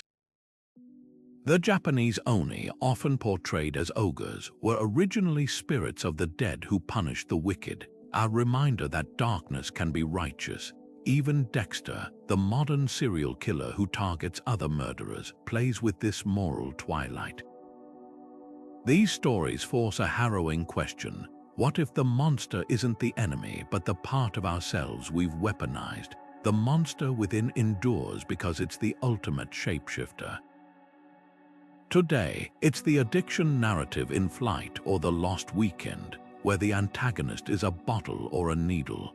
It's the internalized racism in Get Out's sunken place, or the self-sabotaging voices in BoJack Horseman. These modern myths don't offer tidy victories. Like Beowulf's doomed battle with the dragon, they acknowledge that some monsters can't be slain, only faced again and again. The blueprint's power isn't in providing answers, but in teaching us to stop running from the shadows we cast. After all, the scariest thing about Hyde isn't his violence, it's realizing how much Jekyll might have enjoyed it. Numbers whisper secrets not just in equations, but in the sacred rhythms of temples, chants, and star maps. The Pythagorean tetractys, a triangle of 10 dots, wasn't just a math lesson to ancient Greeks. It was a portal to cosmic harmony, where 1 + 2 + 3 + 4 equaled the totality of creation. Hindus string malas with 108 beads, a number echoing the distances between sun, moon, and earth, a prayer loop tying celestial mechanics to human devotion. These aren't numerical coincidences, they're proof that digits carry vibrations beyond their face value, resonating through art, architecture, and the very patterns that stitch reality together. Take the tetractys, Pythagoras' holy fourfoldness. Its 4 rows represent the building blocks of existence: unity 1, duality 2, harmony 3, and the material world 4. Together, they sum to 10, the foundation of decimal systems and the fingers we count on. But deeper still, the tetractys mapped the music of the spheres, the idea that planetary orbits hum at mathematical intervals, turning the cosmos into a grand symphony. Modern string theory, with its 10 or 11 dimensions, accidentally stumbles into similar territory, suggesting that numbers might indeed be the universe's first language. Then there's 108, a number so potent it threads through Eastern traditions like a golden needle. In Hinduism, it's the ratio of the sun's diameter to its distance from Earth, and the moon's diameter to its distance, making it a cosmic ruler. Buddhist malas count 108 beads to conquer 108 human defilements, while in Japan, temple bells ring 108 times on New Year's Eve to purify worldly desires. Even yoga's sun salutations often repeat in sets of 108, sinking breath to this ancient pulse. The message is clear: numbers aren't just tools, they're bridges between the measurable and the mystical. But sacred math isn't confined to antiquity. The Fibonacci sequence 0, 1, 1, 2, 3, 5, 8 unfolds in sunflower spirals and galaxy arms, a code hidden in plain sight. Medieval cathedrals encoded the golden ratio into their arches, believing divine proportion elevated the soul. Even the 12 zodiac signs and 12 months echo the Babylonian base 60 system, remnants of a time when math and myth shared the same breath. These patterns suggest something radical, that numbers aren't human inventions but discoveries like unearthing the bones of a pre-existing order. The most tantalizing numbers dance at the edge of paradox. Take 0, born in ancient India as Sunya, meaning void. It wasn't just a placeholder, it was a philosophical balm representing both nothingness and infinite potential. The Mayans wove 0 into their long count calendar, while Taoists saw it as the unnameable Tao, the womb of all numbers. Today, 0 fuels everything from binary code to quantum physics, proving that emptiness is anything but empty. Why do these numerical blueprints endure? Because they transform abstraction into meaning. When a Navajo weaver counts threads in multiples of 4, honoring the cardinal directions, or a Kabbalist decodes the Torah's gematria, letter number codes, they're not just calculating. They're conversing with the architecture of existence. The next time you glance at a clock, a barcode, or the petals on a flower, pause. The universe might be counting in a language you've known all along, but are only beginning to understand.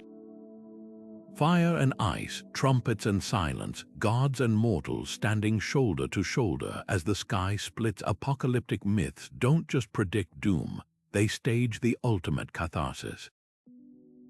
Ragnarök, the Norse twilight of the gods, isn't merely about destruction. It's a meticulously choreographed reckoning where Odin falls to Fenrir, Thor succumbs to the serpent Jörmungandr, and the world drowns in blood, only for 2 humans, Lif and Lifthrasir, to emerge from Yggdrasil's roots and begin anew. Similarly, the biblical Armageddon culminates not with eternal darkness, but with a new Jerusalem descending from heaven, its streets paved with gold. These myths share a paradoxical core. The end is never the end. It's the labor pain before rebirth, the forest fire that clears space for saplings. What makes these final battles so gripping is their insistence on cyclical renewal. The Hindu Kalki, the final avatar of Vishnu, rides in on a white horse to purge the world of corruption, but his sword swings not just to punish, it clears the way for the next Satya Yuga, a golden age of truth. The Aztec fifth sun, our current era, is destined to perish in earthquakes, but only so the sixth sun can rise. Even secular doomsdays like the climate crisis or AI extinction scenarios follow this template. They're not just warnings, but calls to action, modern echoes of an ancient truth. Collapse and creation are two sides of the same coin. Yet these myths also serve as psychological mirrors. Ragnarok's inevitability, the gods know their fate but fight anyway, parallels our own struggles against mortality, climate change, or societal decay.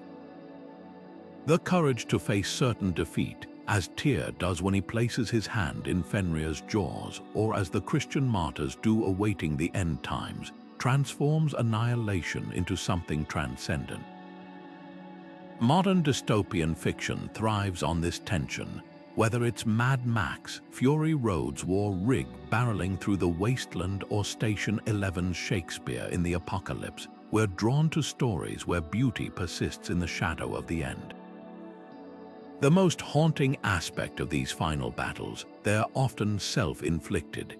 In Zoroastrianism, the world ends not by accident, but through a final confrontation between Ahura Mazda's light and Angra Mainyu's darkness, a battle fueled by humanity's cumulative choices. The Mayan Popol Vuh describes previous worlds destroyed by floods, fires, and even a rain of resin, each collapse triggered by human failing. These narratives reject passive victimhood. The apocalypse isn't something that happens to us, it's something we participate in, for better or worse. Today's headlines, deforestation, pandemics, nuclear brinkmanship, prove how prescient these old warnings were, but the blueprint's genius lies in its stubborn hope. After Ragnarok's carnage, the earth resurges green and fertile. The Hindu Pralaya, great dissolution, ends with Brahma blinking awake to begin creation anew. Even the bleakest visions, like the Norse Ginnungagap's yawning void, contain seeds. Ymir's body becomes the world, his flesh the soil, his skull the sky. This isn't naive optimism, it's hard-won realism honed over millennia of civilizations rising and falling. The myths whisper, you will lose everything, yes. And then you'll plant again. Perhaps that's why these stories outlive the empires that birthed them. They don't flinch from the truth that all things end, but they refuse to let that be the final word.